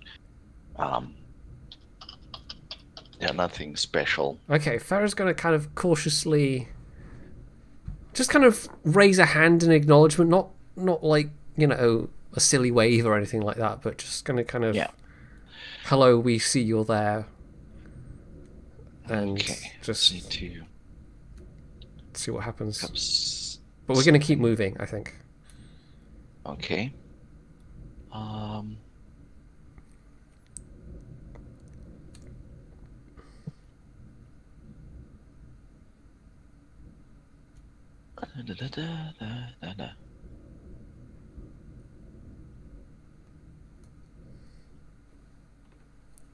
Because there's a chance it might be bandits or something. You see the being, you all notice him now, starts moving in towards you. He took the motion of friendliness. After acknowledgement, he realizes that hiding is no longer necessary. And he's probably coming in just to find out who you are, type of situation. It gets closer, and it's definitely a Rhodian. Comes up. Hello, my name's Tariq. What are you doing here? I'm gonna, just in a gesture of we're not threatening, I'm gonna reholster my my blaster pistol at this point. Okay. He's still carrying his. You notice it's a sporting blaster rifle. Definitely, we guess this guy's probably some sort of hunter, just from what he's carrying. Not quite a ghillie suit, but he's got some camouflage. Okay. So I'm going to say to him, well met. We are helping our friend here. I'm going to gesture to Renzi. Trek back to her ship, which unfortunately crash landed not long ago, and effect some repairs. Oh, I remember hearing that. Yeah. About 4 nights ago. Yeah, I remember. Just get off the game for a little bit. I think they're coming back. Yes, I think they're coming back. Ah, you're a hunter then? Yeah. Savrip. want to get that for my wall. I've heard of such beasts, but I've never seen one, perhaps fortunately.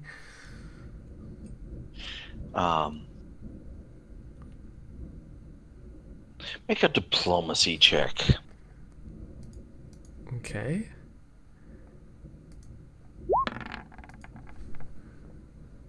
Man, that was actually that was not a good roll, but because I get like plus 11. He's like, yeah, they're pretty big and scary. Just don't let them grab a hold of you, crush whatever they hold on to, or they'll rip things apart. So stay far away from it. It may try to throw rocks at you, so be careful. But yeah, they're definitely dangerous. Good hunting. Good hunting, yes. Do they taste good? I don't know. I will find out. So you haven't tasted one before? All right. I guess that's first thing for everything. Yes. That's the fun with hunting. Finding new things and trying them out and mounting them on your wall. Yes. Wall. Oh, sorry. I'm getting the impression this is somebody that just hunts for fun rather than selling stuff to the local town. You could also probably guess that he'd act as a guide for people that Okay. So he probably got that type of thing. So he likes to hunt things and the such.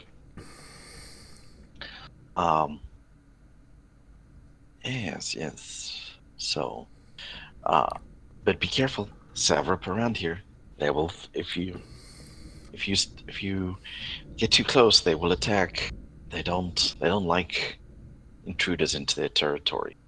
Are there any particular signs or tracks we should look out for? It kind of gives a description if you want to roll a wilderness. Okay.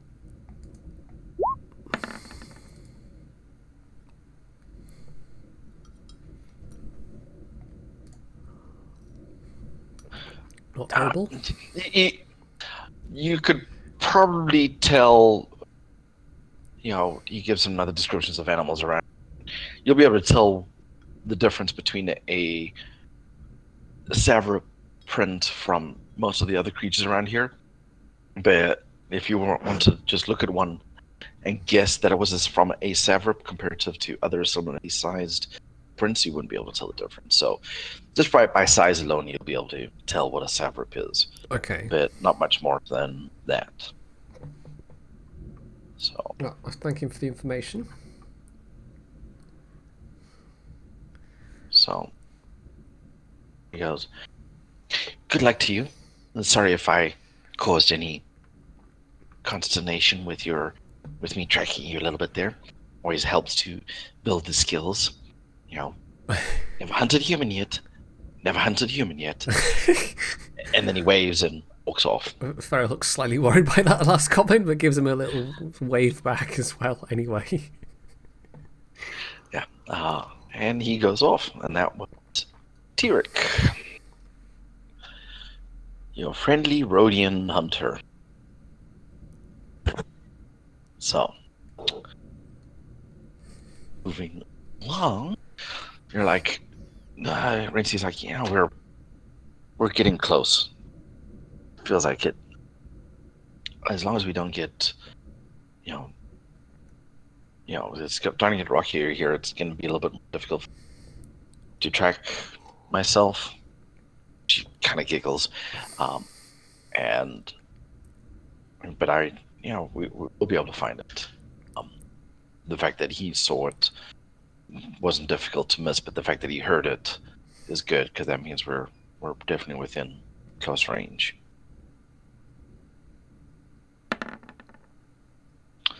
No issues. No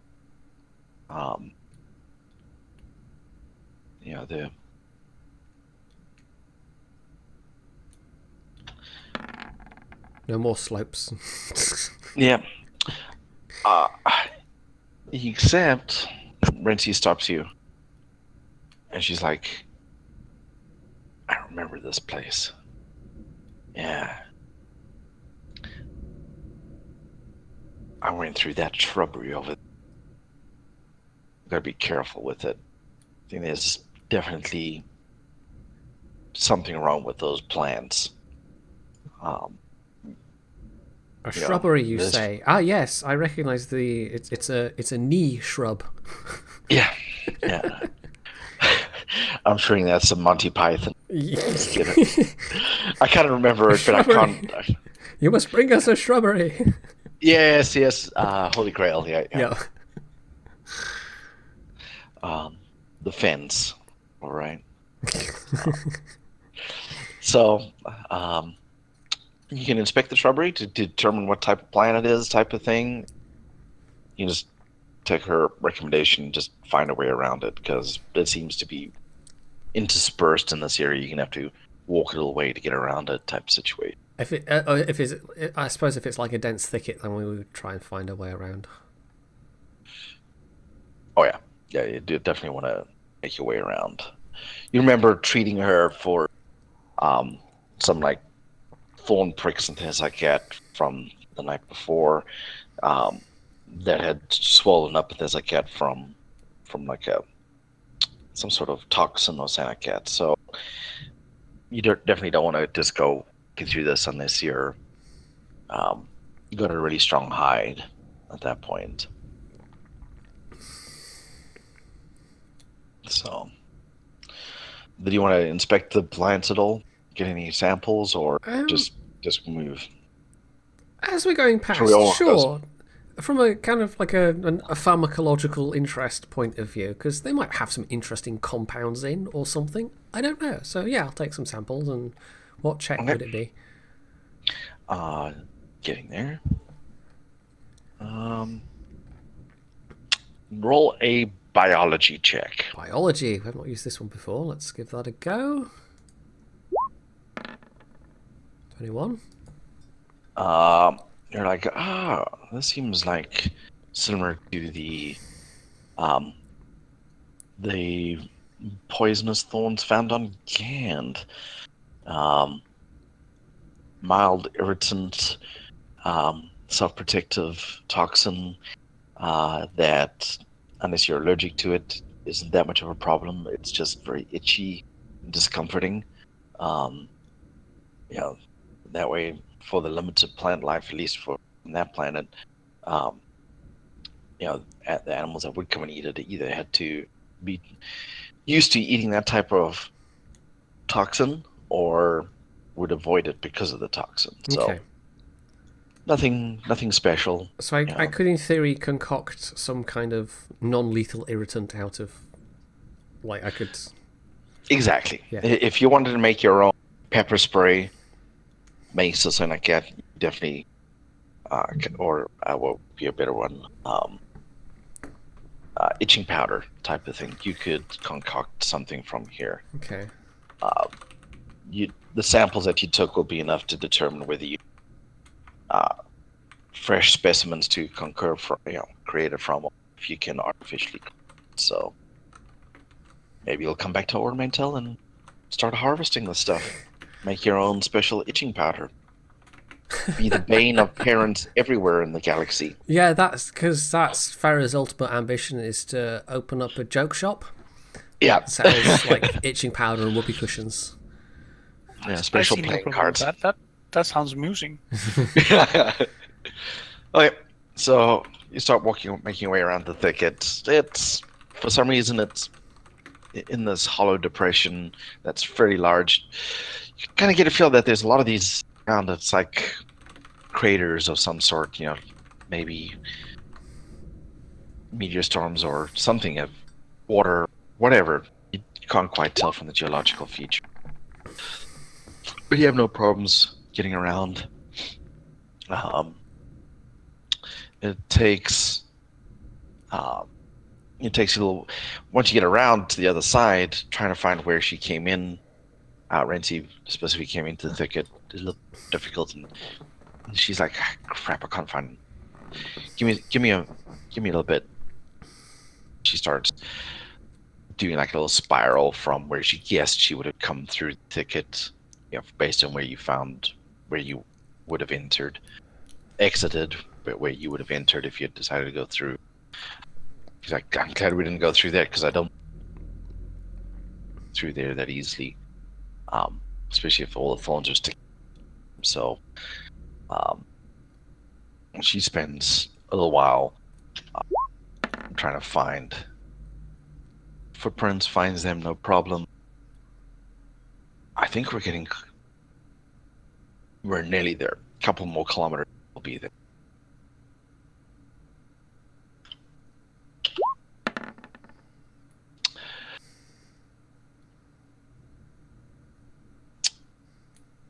It's you hear this keening sound. Uh-oh. Okay. From the wilderness.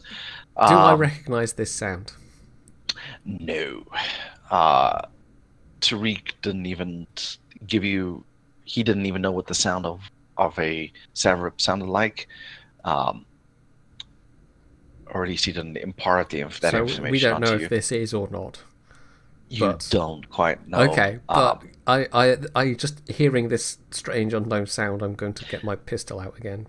You just come up to the top of this rise, you see scorch marks, rocks flung around and things like that. You would guess this is probably where something crashed, but there's no ship around here. Oh. And Renzi goes, there was a ship here when I last left here.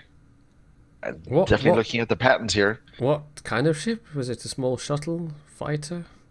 Was it big? Or was it a small ship? How hard would it be to, remove it? It's just a S95 headhunter. It's nothing... Z95 headhunter. Yeah, nothing special. Would it have had the skids out. Capable of atmospheric flight? I know the hyperdrive motivator was broken, but... Can we determine if it's been flown away or dragged away? You take a look on the ground and you can definitely see drag marks. This was not flown away.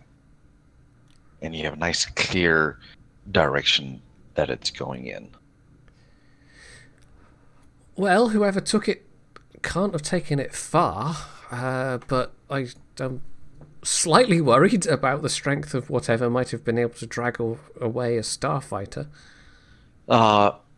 She does a little check. It's like banthas. There's 2 banthas. From the looks of it, they're big enough to pull this. She can tell by the footprints. So this is quite possibly an organized salvage operation. Well, it's definitely possible. It seems strange to have an organized salvage mission in the middle of nowhere, but it could also just be opportunists that bring stuff from space and then do stuff on the ground here and then take off again. Type of situation. A hidden cache. Farah sighs and says, "Well, we can either try and find it and retrieve it, or else the other option we have is to go back to town, but to trek around to where we can approach the landing field directly." Well, we need the information that's in the starship. We don't need the... Oh, that's true. We do need to... Let's just track down and see what we can find out. We have to follow the... Okay. I'd forgotten that part. That we need the info. She's gonna roll. So I guess now we have to... Getting the whole follow the... out of here is just an added bonus, but... I see there's probably 2 to 4 people or creatures. I can't really tell if the bantha prints are hiding some of it, but I'm guessing it's 2 to 4 people or beings, to be non-speciest. Well, it's going to be real easy to follow the trail, at least. Yeah. But these look like... Yeah, the footprints don't seem right for what do you expect normal spacers to be wearing footwear wise? There is only a few hours ahead of us, from what I can tell. This was just dragged off this morning, I would guess. So are there Jawas on this planet, or the footprints are definitely not Jawa size. I'm trying to think they're bigger. What would be common knowledge about groups that scavenge and salvage and just generally help themselves to things while nobody's looking? There's a general class of people in the galaxy that we like to call fringers. They like to just hang out in, they're almost hermits, or they'll be in small groups, and there's like in their whole just finding stuff, fixing it, breaking it, reselling it type of thing. They just hang out on the fringes of society and live out there. They tend to play a lot of banjos. Space banjos, of course. Yeah. And they tend to marry their cousins? I don't know enough about how fringes and their society tend to act with each other, but it wouldn't surprise me. Well, it seems like our path is clear then. We'd better follow on and try and catch up. Can we... I wonder if it would be possible to have if we had a short rest at this point, would that bring back my 2 vitality points, or do I need to actually myself? in the walking that you've done in the app since your injury, okay. they've come back. You're keeping hydrated. You're not being too strenuous. Let's put it that way. If you had gone through another gully and hurt yourself again, then no. Okay. Any progress would have been lost. But you're fine. Your vitality is back up. So you no longer have to try and follow tracks that were kind of few days old, bad terrain. The skid marks from the ship and the banthers are easy enough to follow. So Renzi can spend less time having to look at the ground and looking for the next clue for where she was walking. You have a nice yellow brick road to follow type of situation. So you can now just watch around, look for the terrain, and keep an eye out for any surprises. Okay. Well, I imagine we're all kind of rather on alert at this point. Yeah.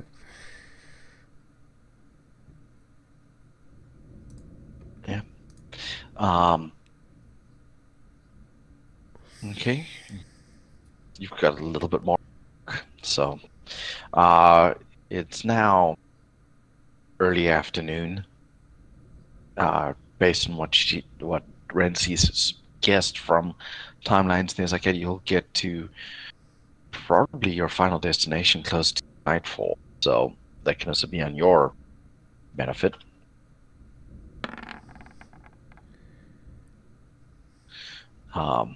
Just gonna move. Nothing. Again, you hear that.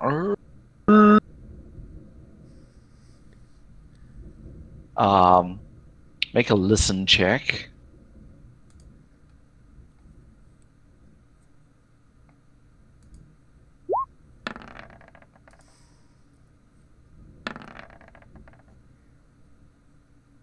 Fair is it's getting closer.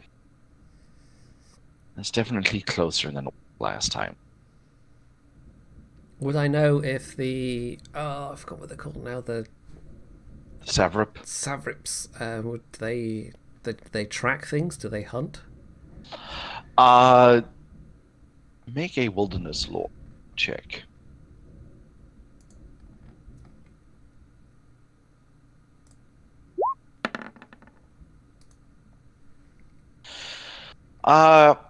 Yeah, they're definitely hunters, carnivore hunters. Okay. So they're opportunists more than anything else. But cornered, or if they're really hungry, they'll go after bigger targets. So. Okay, so I'm going to say to the rest, well, based on what that hunter told us earlier on and things I've read myself, it's possible we have a sabrip following us, but I honestly don't know. I don't know if that call actually is a sabrip or not, but that if it is, it's certainly going to be the biggest, baddest thing around in this area. Does anybody have binoculars, or? Maybe. Let me check.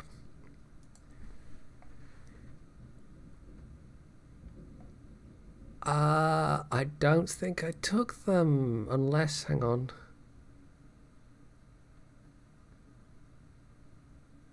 No, that's not part of the field kit. I have an all-temperature cloak, but I don't have any binoculars. Which seems like it would have been useful in retrospect. Roll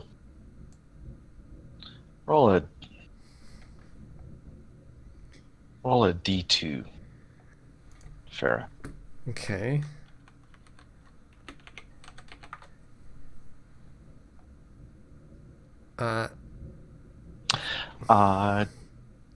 Thankfully, Trior has a pair. He's like, he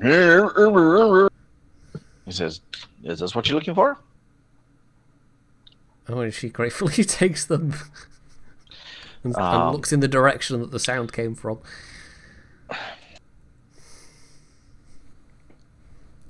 And you don't see anything. You can make a spot check. Okay.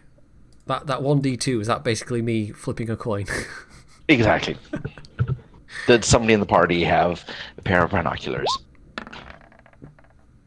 No, you don't really notice anything out there.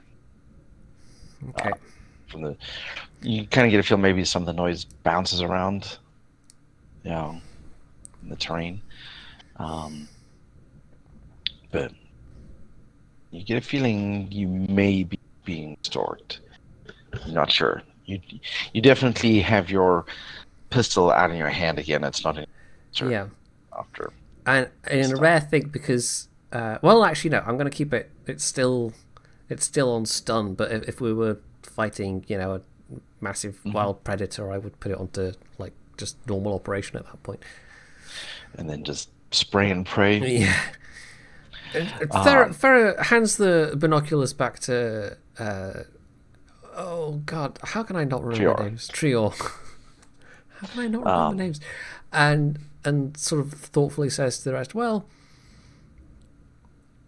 there could be an opportunity, and this is from me having played some Far Cry. Well, Far Cry, was it 4, 3? I can't remember. The one that was set in the mountain country where you could unleash bears on your enemies and that kind of thing. There's a possibility that we could, if it is a sabrip, and the people that have taken the fighter are not friendly, we could maybe introduce them to each other, perhaps. That would be quite a good distraction. That is true, but I have to confess I'm not entirely sure how we are going to lure a beast onto those who are in the possession of the fighter. It's just a thought, but that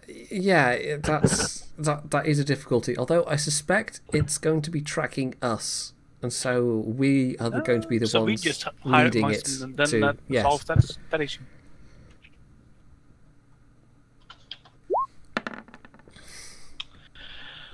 Alrighty then. How does it look? It's closer. Okay. How far are we from? Moving. Yeah. We get moving again, and maybe a bit more spring in our step. It's getting close to evening at this point. So sun's low on the horizon. How far are we from our destination? Do we think? Not too far off. You notice what appears to be like a crater, or maybe an old volcano type of thing. But you see what looks like a crane gantry sticking out the top of it. Okay. Seems really strange for this area. Smuggler base, perhaps? Mayhaps. The tracks are leading basically directly towards that area, so you're guessing that's where they took everything to. Right. I'm gonna, as we're coming to view of this way off in the distance, I suggest we stealthily make our way around the far side, and if this creature is on our trail, hopefully it will instead go for the people in that whatever it is up ahead, and provide a distraction that we can use, maybe even take care of some of them. I have a feeling, based on the fact that they're off in the wilderness and in the habit of helping themselves to other people's spaceships, that they're probably none too friendly. Probably not. So, I'm also having the thought, as I say this, that possibly we could just go up and offer some credits for the ship, but I don't think we have enough, even with the credits stick. Well, Renty goes, that's not a bad idea. Maybe they'll just let us power it up and... No, but then they'll get the information themselves. They'll know... If they haven't already powered it up. Yeah. So we definitely need to get there, because there is some sensitive information in there. I wasn't... this to happen to the ship. I imagine if they are an unscrupulous sort of group, they would not hesitate to sell any information they found to the Empire. Exactly. Especially since my last destination had just been programmed in before the engine cut out on me and I had to crash land down here. So, definitely we don't want them to find out where Ashmead is located. She sarcastically kind of says, as a indication of where the location she was heading to. Because in this universe, nobody uses passwords for their data, apparently. Well, there is security in there, but it's not like it's top level Death Star plan security features. Where you have a planetary shield to protect your ship in those type of cases. Right, so we're going to set off again, and I think we'll go with the plan of make our way around the far side, unless anyone particularly thinks we should be trying to negotiate instead. Sure. You want to use these again? As he hands you the binoculars. Okay, I'm going to take a look towards first the base of whatever it is and see if I can see any details. You notice that there's two banthas near the not quite the base, but halfway up the way towards the lip of whatever it is, crater, hole in the ground, whatever. There's some shrubbery there that they're busy on.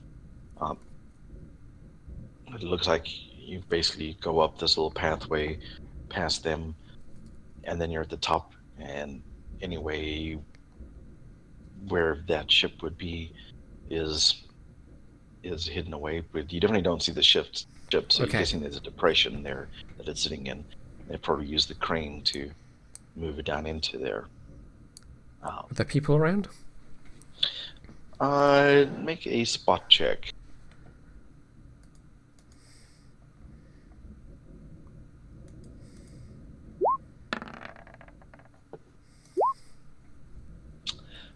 You see nothing. Okay. So just the banthas then, and the crane. So it's like an actual, like a depression in the ground that we can't... Okay. And I'm gonna swing around and look in the other direction where the scary noises have been coming from, and just see if I can see anything in that way as well. Do another spot check. You don't see anything there either. Okay, I'm going to hand the binoculars back and gesture that we should get moving again. Okay.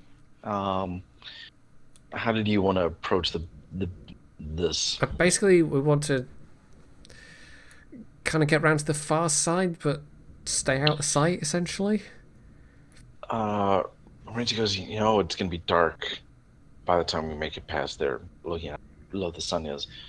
We either go now, or we camp out here, and whatever's making that noise can find us. I think we're going now. I don't really like that prospect, because if it comes, if it is what we think it is, and it comes up and attacks us, that's going to be a lot of noise, and that's going to get the attention of whoever's over there, and they're going to come at us from the other side. And I don't particularly want to be in that particular situation. I may not be a master tactician, but even I know that's a bad idea. Yeah, it's not exactly a nice place to be. So I suggest we keep moving. Okay, give me. Crap, I can't. I don't have the right computer software. Never mind. I was gonna try to draw a picture of where you're.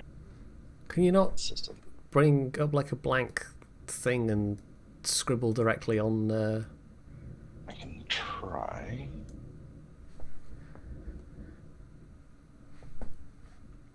Because even if it's crude, you can like. Well, we have to see how good my arms are, but determine what's crude on.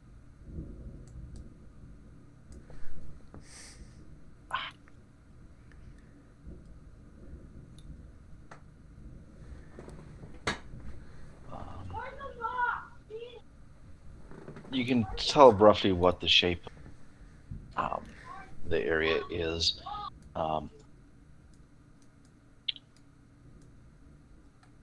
Okay. There's like a pathway here.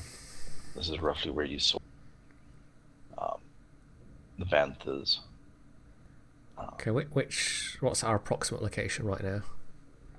You are located. Let's do nice orange. A little bit in that area down there. Not quite a smiley face, but an arrow direction. About less than a kilometer away. Okay.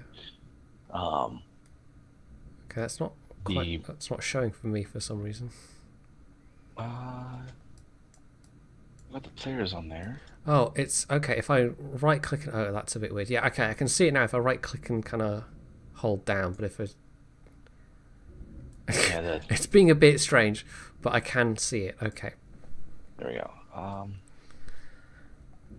There we go. Maybe that's a little bit. The zooming is a little bit better now. There's a crane gantry is sitting over here. Right. So, overhanging into the middle of what you would. It's a bit. Okay, and the banthas are where roughly? Oh, I mean on that path, but whereabouts? Okay. And we still can't see any people around. Can't see any people around.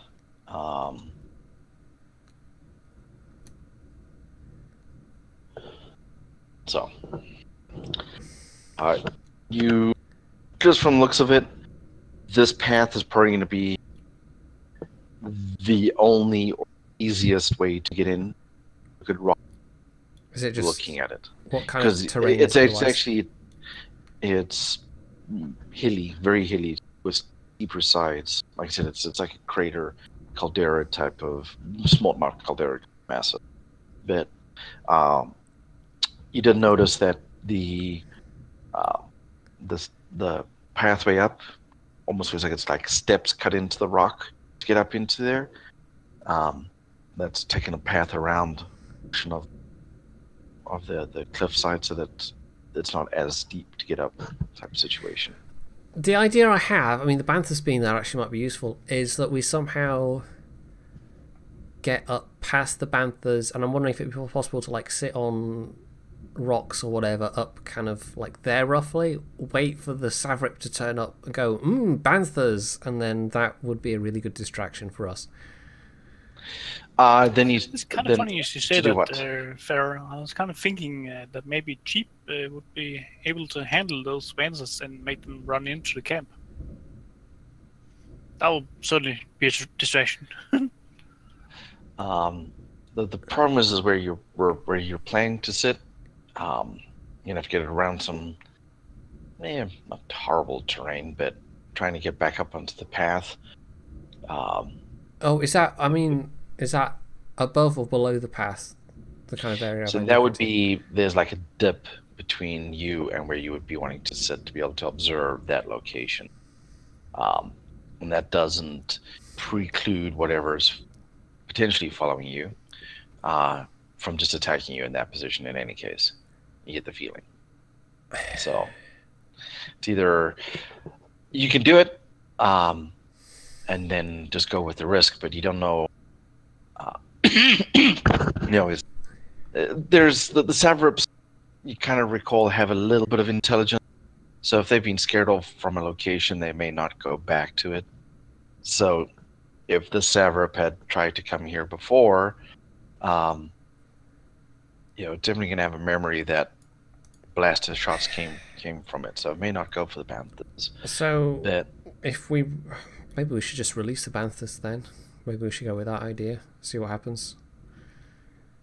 Who's the sneakiest among us? I have a feeling it might be either Jalip or, well, probably Jalip, because Trior's a hulking great big Wookiee. They don't. They're tethered, so they move around and eat as they get, but they're not going to be able to go far. So it should be easy to release them.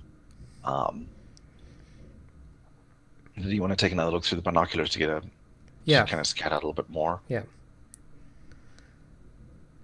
Okay. Another spot check. So everybody takes a chance with the glasses and roll a spot check.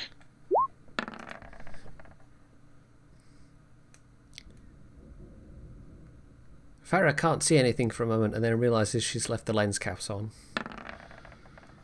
Pretty much.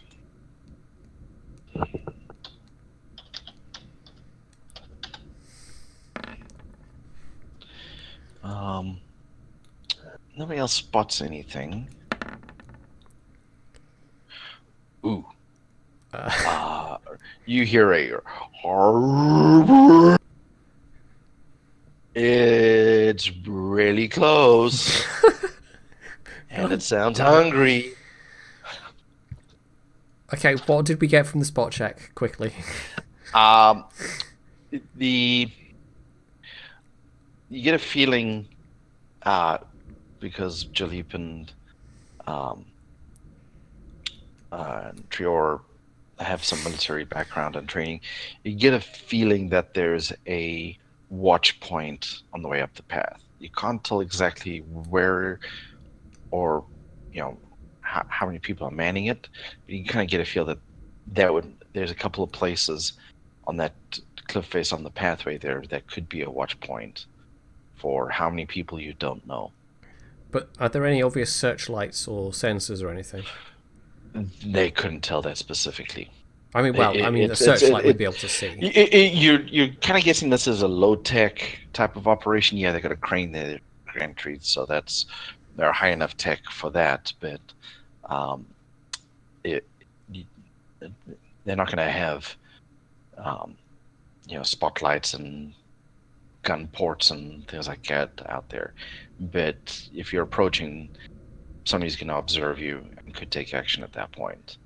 So you're saying there's no way to somebody could stealth up to the banthas and release them? They could definitely try and stealth up to the banthas, but there is just a chance that there'll be people watching that area that if they're not stealthy enough, they'll be spotted. So it's not impossible, but we don't have a lot of time left to decide at this point. It's just a little bit hard, Yeah.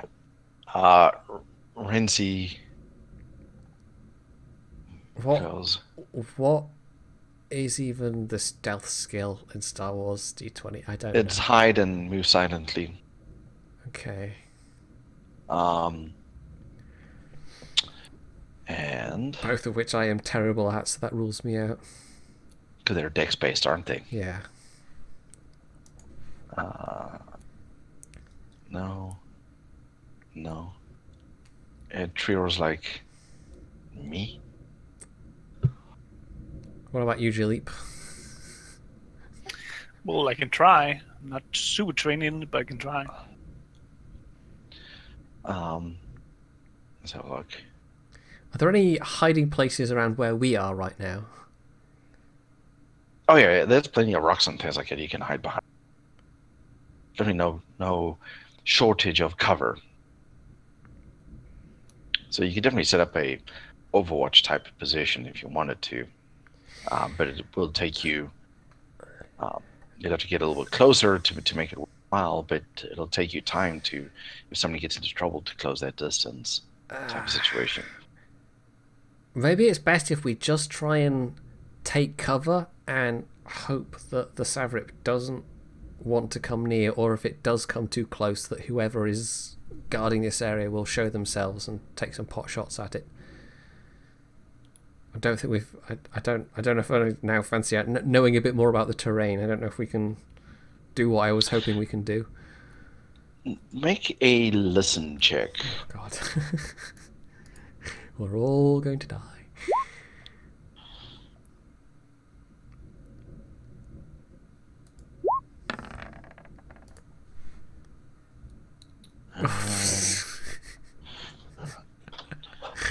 Oh, that's not good.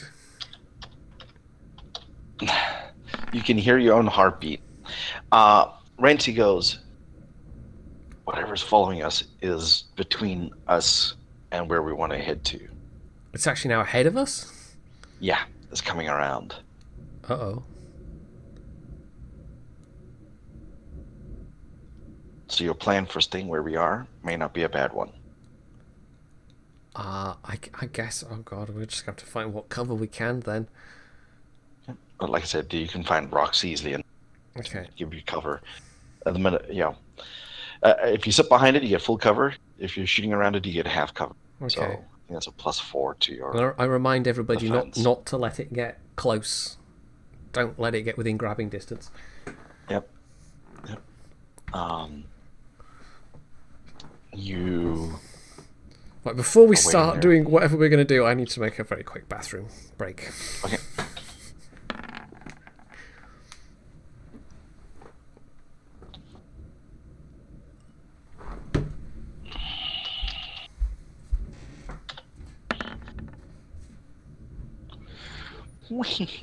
Hell. I don't like it when the GM rolls to an natural 20. That's not good.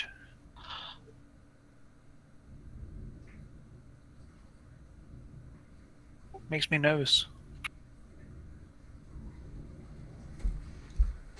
Okay, I'm back. Hello, back. So you're waiting there a little while. Nothing seems to be happening, and then. Sorry.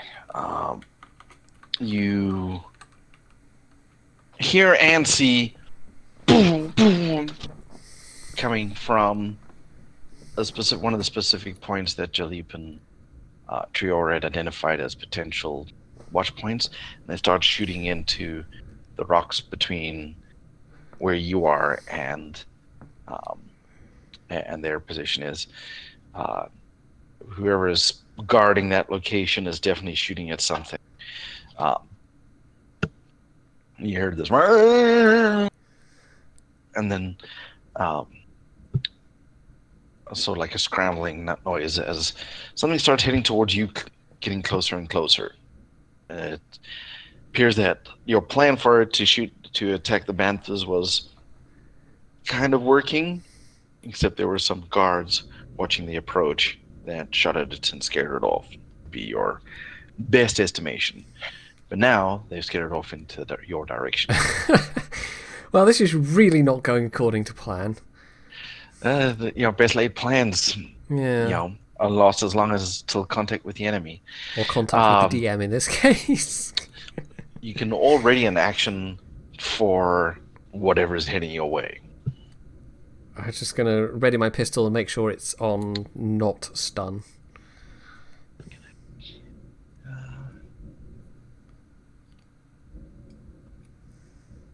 Oh, there we go. Un momento.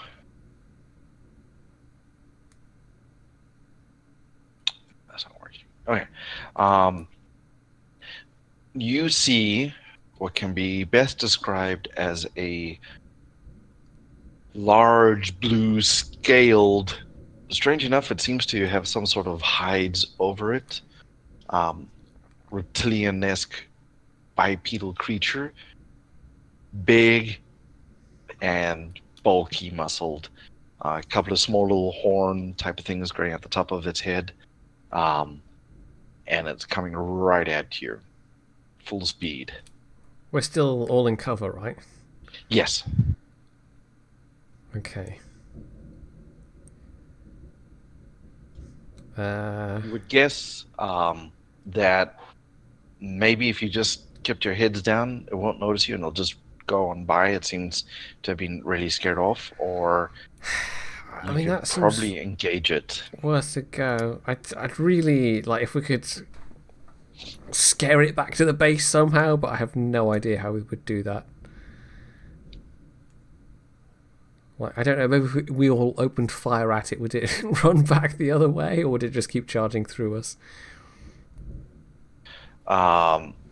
You don't know until you start shooting at it.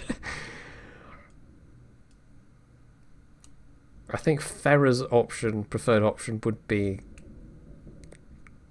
trying to stay hidden and hope it, in its panic, runs past. Because it seems like it's now just trying to get the heck out of here. Oh, sorry, I was muted there. Blowing my nose. Is that everybody's same plan, or? Well, I'm not exactly planning on shooting on it. I'm hoping it runs by, but mostly because if we start shooting at it, they can see our blaster fire. Yes, that also gives our position away. That's true. They don't know we're here yet. Well, just short of where it gets to you, there's a loud blast to crack from behind you, aimed right, and you see a big glow hit the, what you're guessing from descriptions and such, is the Savrip. And if you're quick enough to turn and look, if you make a spot check. God, yeah, Farah's going to risk a peek.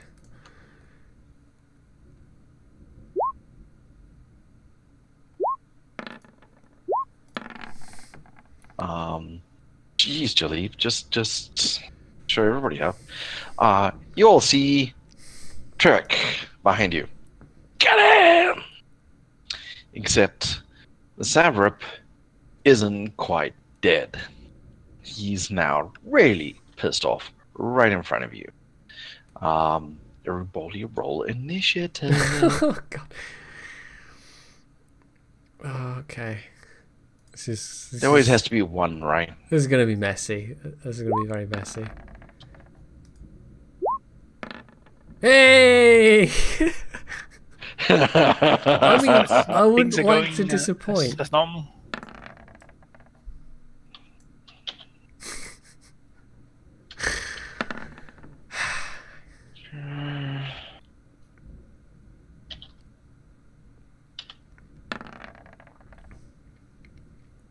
Okay. Farah discovers that somehow both of her shoelaces have tied themselves together and she promptly falls over. Face first into the dirt. Top of the pops, it's Jalip. What do you want to do? Basically, everybody before the Savrip goes, catch it basically flat-footed. It's totally surprised, and since you're ready to shoot at something coming over there, you get the drop on it, basically. So what's the position right now? Is it kind of abreast of us? Is it still? It's in front of you. literally like 30 meters away from your position. So it's still between it's still between us and the base, and then behind us the is base would the know hunter guy. that somebody is shooting at it from out here. Yeah. By Trivik shooting like that. Okay. Okay. So, Jalip, what do you want to do? Goddamn freaking hunters. Yeah, it's kind of spoiled our surprise. Kind of annoying that he blows our cover right here. Quick look around. There's no other ways out. Nowhere else to hide right now. Well, I imagine if you tried hide behind the rock. I mean, we're still in cover from the base and from the Savrit, but I suppose if you they would be looking in this direction at this point, I would guess. So. Yeah, they most likely have some sort of binoculars, whatever. And Turek, and then Farah. Oh, whatever. I tried to shoot it. Okay, make your attack. Did you want to do a multi-attack? Yeah, rapid fire. Okay. Rapid fire. So just make 2 attack rolls at that point. So that's 13, I think. You hit with the 1, but miss with the 2nd.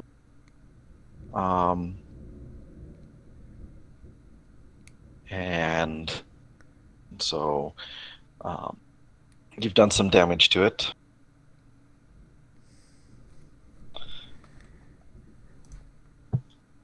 Let's make a note here.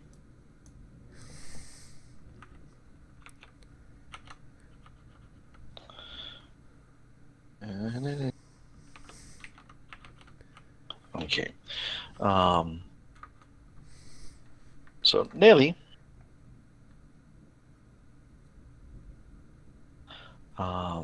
And then we get Trior taking a shot. He's like, ah, crap.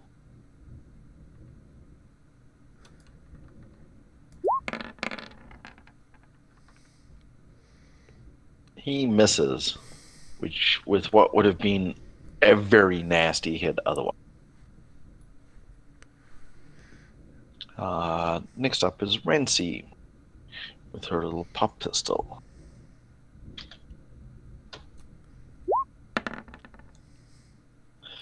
And her skill is...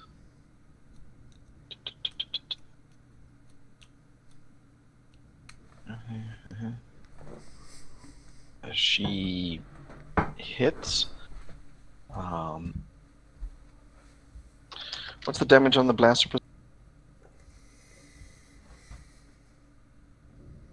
On the blaster pistol, that's 3d6.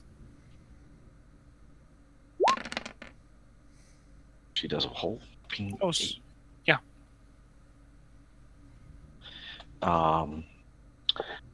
We're now to the Savrip, and it's not happy right at the moment, but it's also just too far away to really make it up and probably hit anybody. So it just runs up, and if you don't drop it by the time its next turn comes around, somebody's going to be facing Fury. So it's like right on top of you, right? It knows it can't go backwards, so it's just going to charge in and just take out what's in front of it. Can't. So, Turek to go. He's going to go, I'm going to get it. Get it. Yes, get it.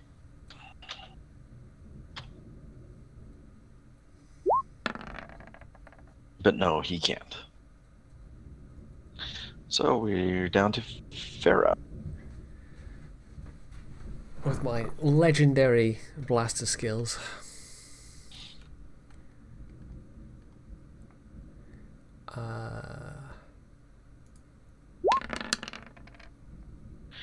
You hit it. Wow.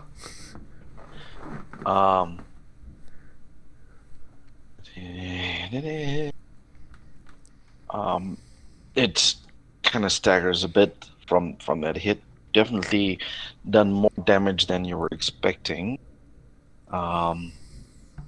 And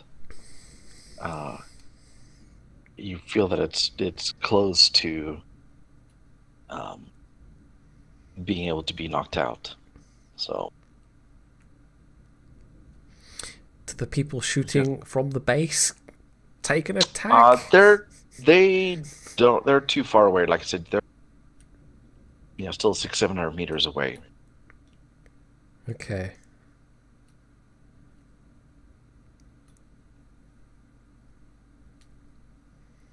So we're back to the top of the order. Jaleel, to do? I want to fire 2 shots at it again. Okay. Roll away.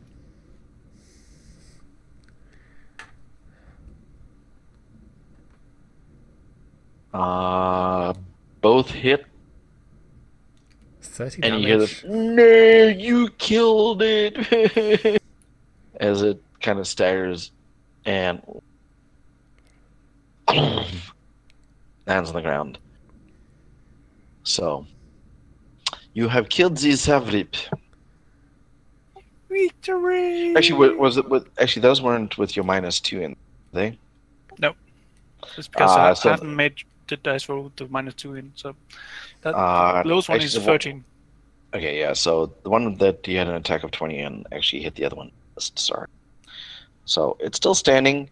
Oh, it's not dead yet then. Okay. No. So only one of the attacks hit.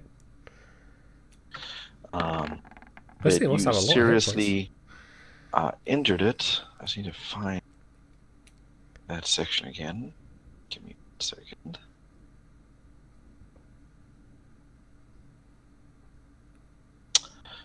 Damn it. Because they hide it in the most place. I think we might have to wrap up after this fight, by the way. Not a problem. Just looking at the time. We have been going for 3 hours. Yeah, so we started a little late. Seems a little slow this morning.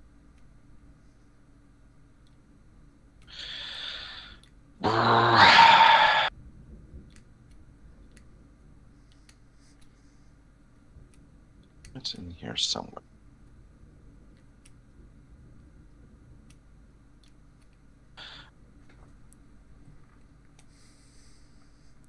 Hell.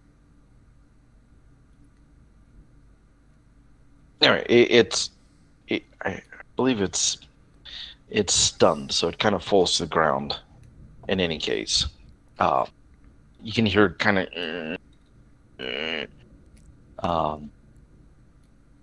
Trior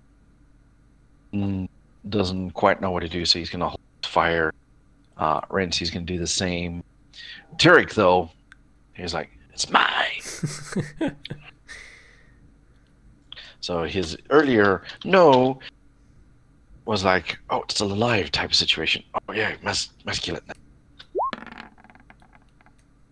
And he's so excited he misses and hits a rock next to its head.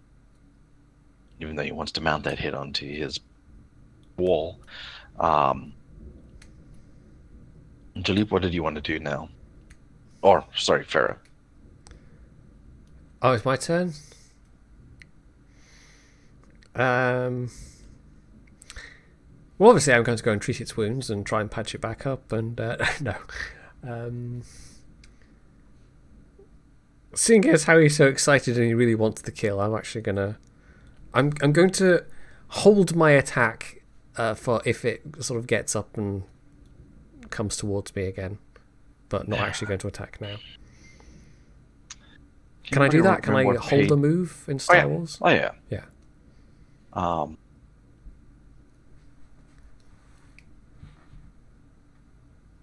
Can anybody remember where the hell the health stuff is?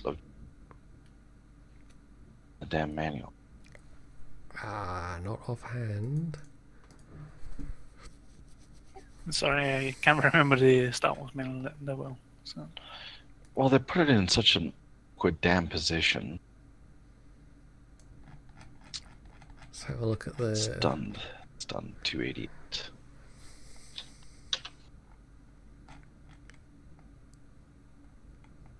It's got to be somewhere in combat, isn't it?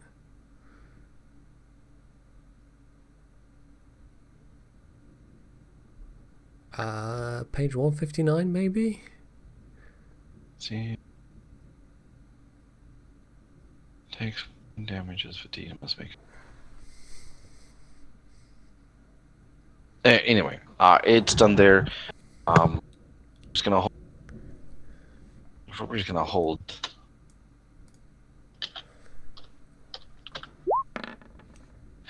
Finally, Tariq is ecstatic as he hits and finishes off the Savrip. He's like, I got it, I got it, I got it. And he comes running. If you've ever seen somebody holding up his rifle in two hands going, that's him right there. Just with less gravitas. Okay. So he closes in and goes, oh, yeah, don't worry about my friends down there. They're just scavengers. They know who I am. And then he goes and starts butchering the Savrip.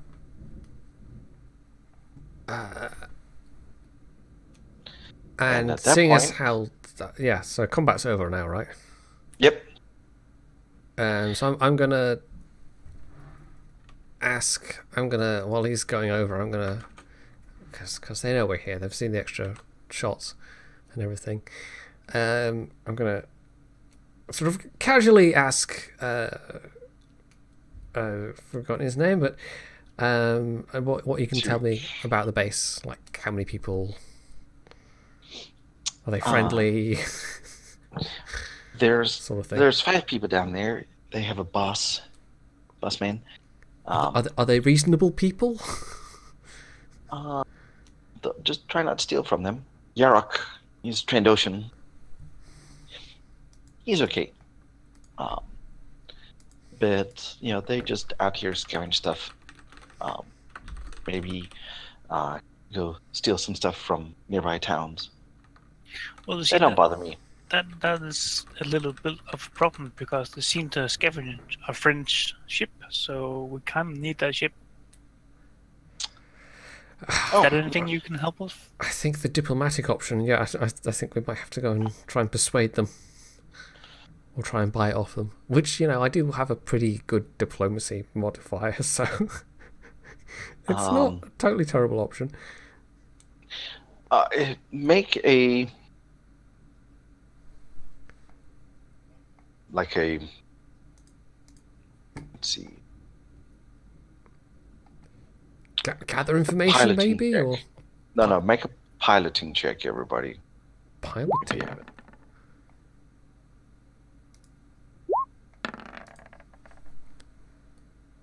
Anybody that got over... Jalip's like...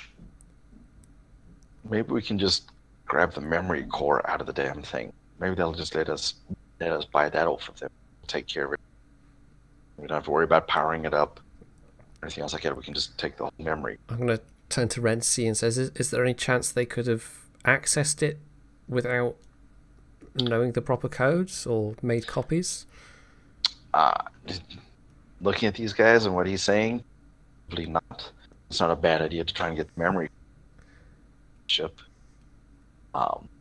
If it comes to that, there is room for you in our shuttle once we get back to Great Rock. At this point where it is,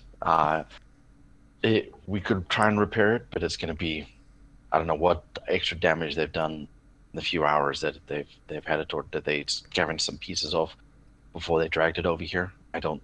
So I was looking at several worth of work. I suppose I shouldn't. I won't be disappointed that we might be avoiding a fight, but I have a feeling this might be expensive. And I actually asked Renzi for the credit stick back. Yep. How much do you still have on that credit? 6750. I actually did a little number crunching earlier. Okay. So plus I have about 3,500 credits myself.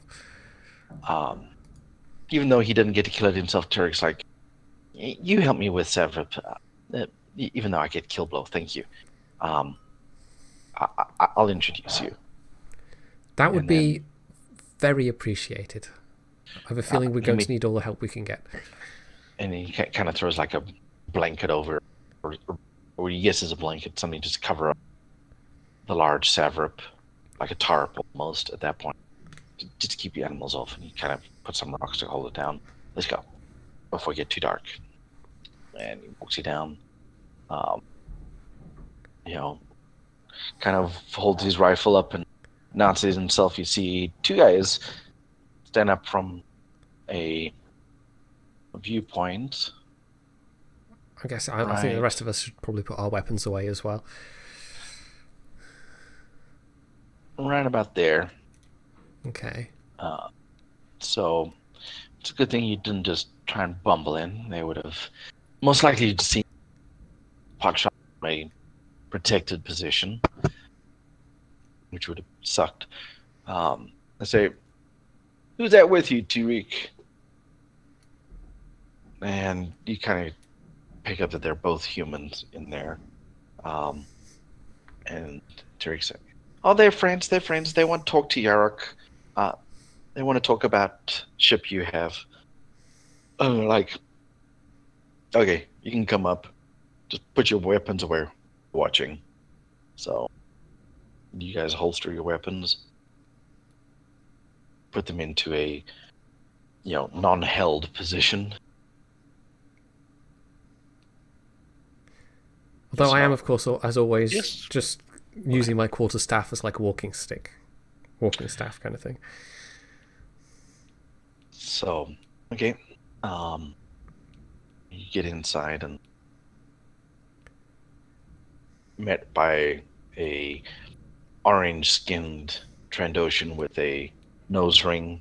He's got a nice fluffy collar on his jacket that he's wearing. He's got a couple of other thugs behind him. One human, one Trandoshan. And you see the ship there. It's like it's really beat up. The wings has taken a little more damage. She's like, I didn't do that. Idiots. That's not flying. Yara comes up. What do you want? Well, it seems you have taken possession, shall we say, of my friend's ship here. Oh, she shouldn't have left it then. She didn't have a lot of choice. Salvage. But you can see it. You can't fly it out of here. So what? Well, no, it seems not at this point. She was originally hoping to repair it and be on her way, but well, there is something on board the ship that we need, and at that point we'd be willing to let you have it, and we would also let you have this hyperdrive motivator, which was the main damage component. Well, it was the main damage component previously, anyway. Yeah, we noticed. I'm gonna strip it down for part. He turns to the human there. This idiot couldn't steer the Banthas properly and damaged the wing coming out of your cut. The guy kind of squirms back. He's kind of scared of Yarok there. And sorry, boss. Didn't mean to. Just wasn't paying attention. He just kind of cringes when you hear that Yarok's giving it. So what do you want off the ship?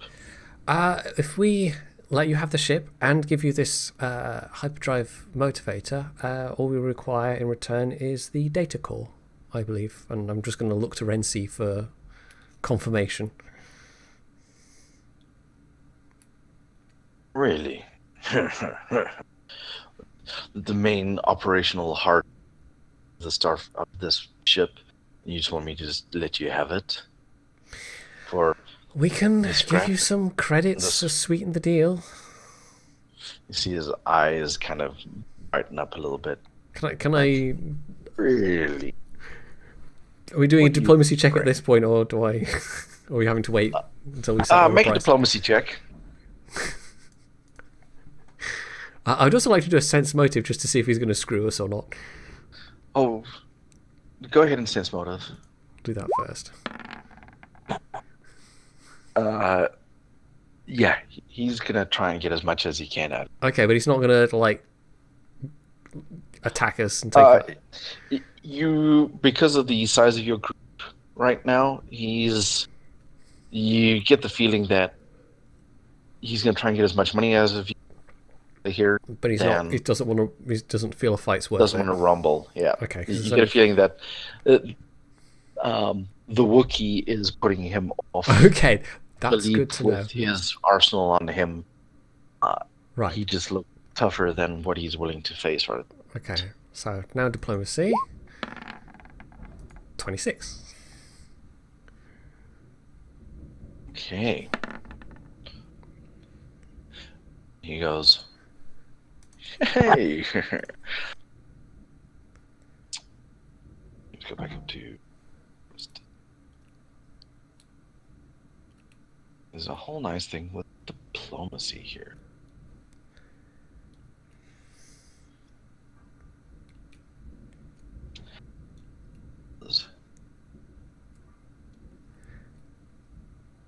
He goes, well, oh, you got a nice big cred stick there? Well, let's start talking.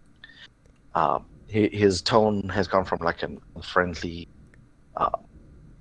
to, he's a lot happier. What do you guys look a little thirsty? Want something to drink? Do you have any water? Yes, you need water out here. Yo, Dopey, go get some.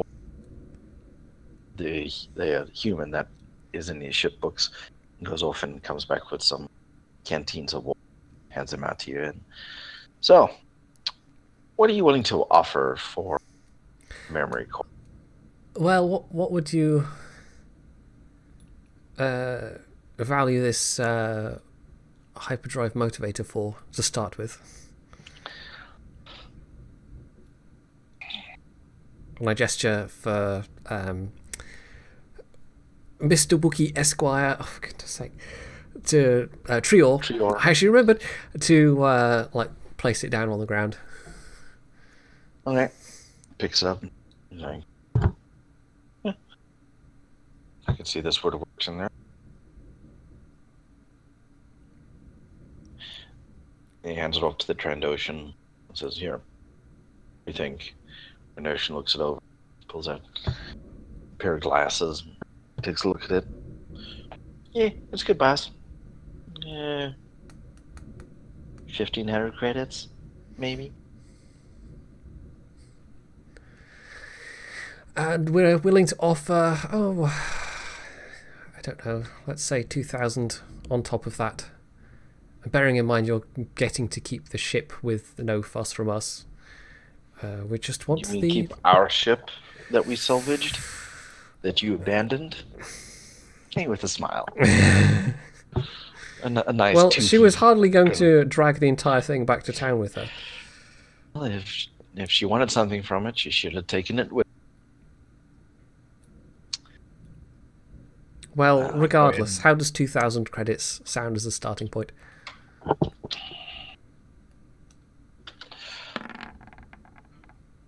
He's like, that's a good starting point. And something totally more closer to 10. Yeah, 3,500 so far. Make me an offer.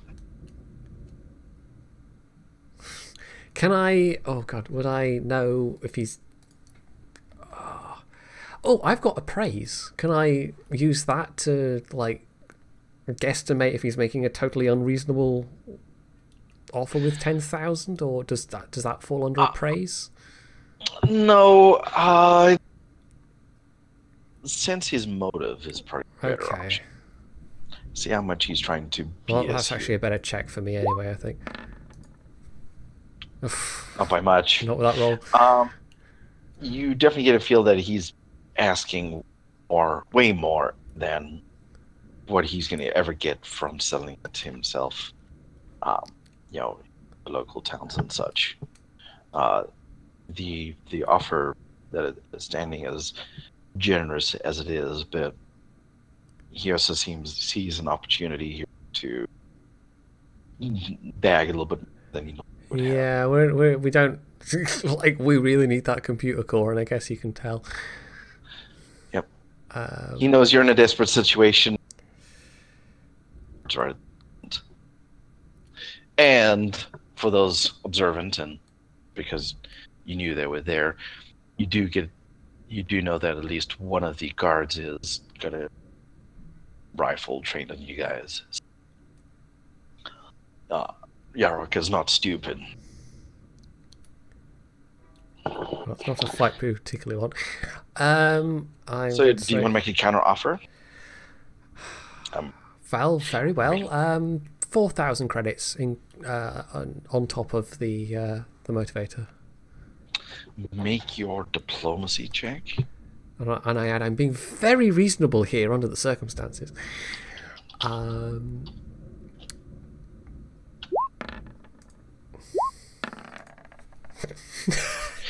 Deal! He Okay. stands up and puts his hand out. All right. Aren't you glad when the GM rolls? Yes, that ended it. You could set one credit him in order to accepted it.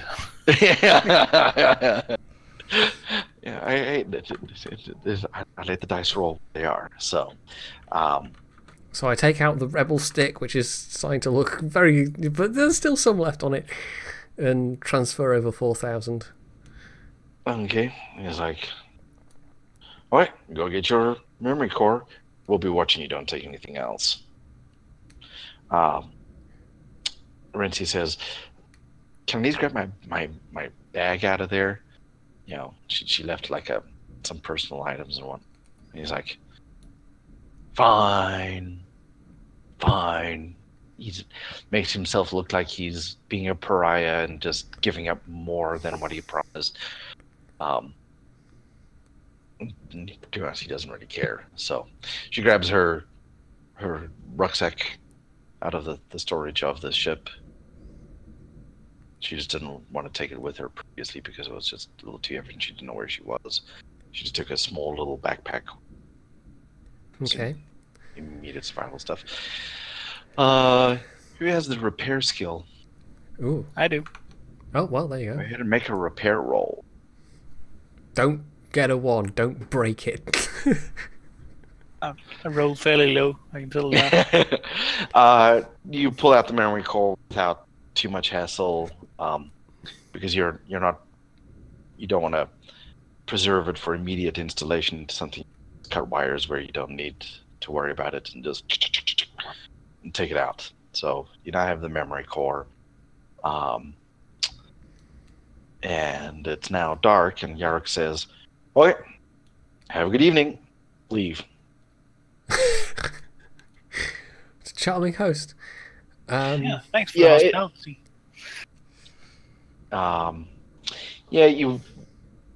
Tarek says, "Yeah, let's just go. He's being too nice to us right now." Yeah, I'm actually going to be in concurrence with that, and I would be much happier camping outside somewhere. So, especially now that the basically you giant monster is dead. Make it back to the Savrup's body there, and Tarek starts to fire and cooks up some Savrup steaks, and he's like, "Yeah, these aren't very edible meats. Yeah, it's very gamey and it's very chewy. Maybe it has to dry first or something." Trior loves it. He's just like, "Oh, this is so good," and he's chewing it.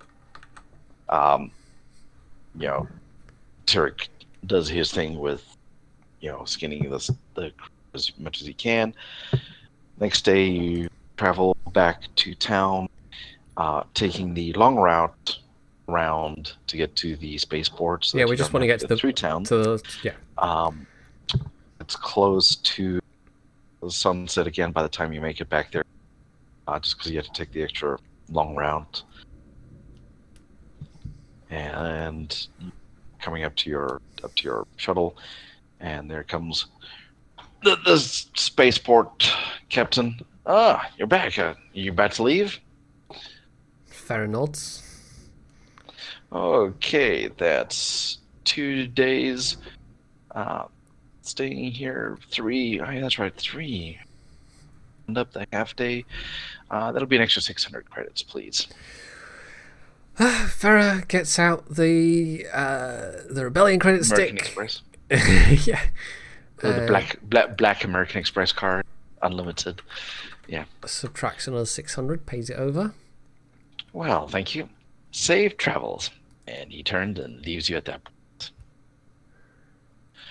And you take off without incident. Everything's in the ship still there, thankfully. You take off and from the planet back to Ashmead. And what's the side wipe transition they used? It's got a specific name, but yeah, one of those later. The space transitions. Yeah.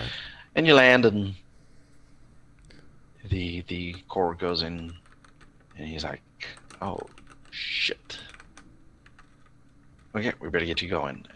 Because she kind of mumbles to him, and you guys are like, "Okay, you guys are back from their little rendezvous with their little trip we needed them for. So you guys are cut loose. Thanks for your help. Have fun." And he just walks off, and you can keep what's left. Oh, right, okay. Oh, it's very generous of him. But there's not like there's much left, is there? Well, it's about 2,000 like left. 2,000. It's still, that's a decent amount. He doesn't let you know what you found. Carrying, where she had been and what she had done. She keeps pretty tight-lipped. She basically sticks to the party line of, just keeping an eye on of Imperial activities and, picking up information as I found it. So that whatever she said to Ashmead got him excited. So obviously it was a lot more than what you initially thought it was. So, and that is it. Things are afoot. Right, yeah, that is definitely where we want to wrap things up. Yeah. Much. Hopefully that was a decent short session. Yeah, that was alright. That was quite... I get the feeling that there could have been a lot more combat if we wanted there to be. But I was fine with avoiding it. So if you hadn't hemmed in hard enough there, you would have eventually had to probably go and face the guys in there. Face Yara. That was actually kind of, in a way, good timing with the Sabrit catching up with us just at the base. I was sort of hoping that we'd have a bit more time to do subterfuge, but I have a feeling it would have very likely gone wrong. Yeah, looking at everybody's skills, nobody is particularly sneaky. Yeah, it's not unheard of to have night vision goggles. When you look out, especially when you don't have vision, any sort of vision. So, but yeah, that is the adventure for C-Day. Yeah, that was a fun one.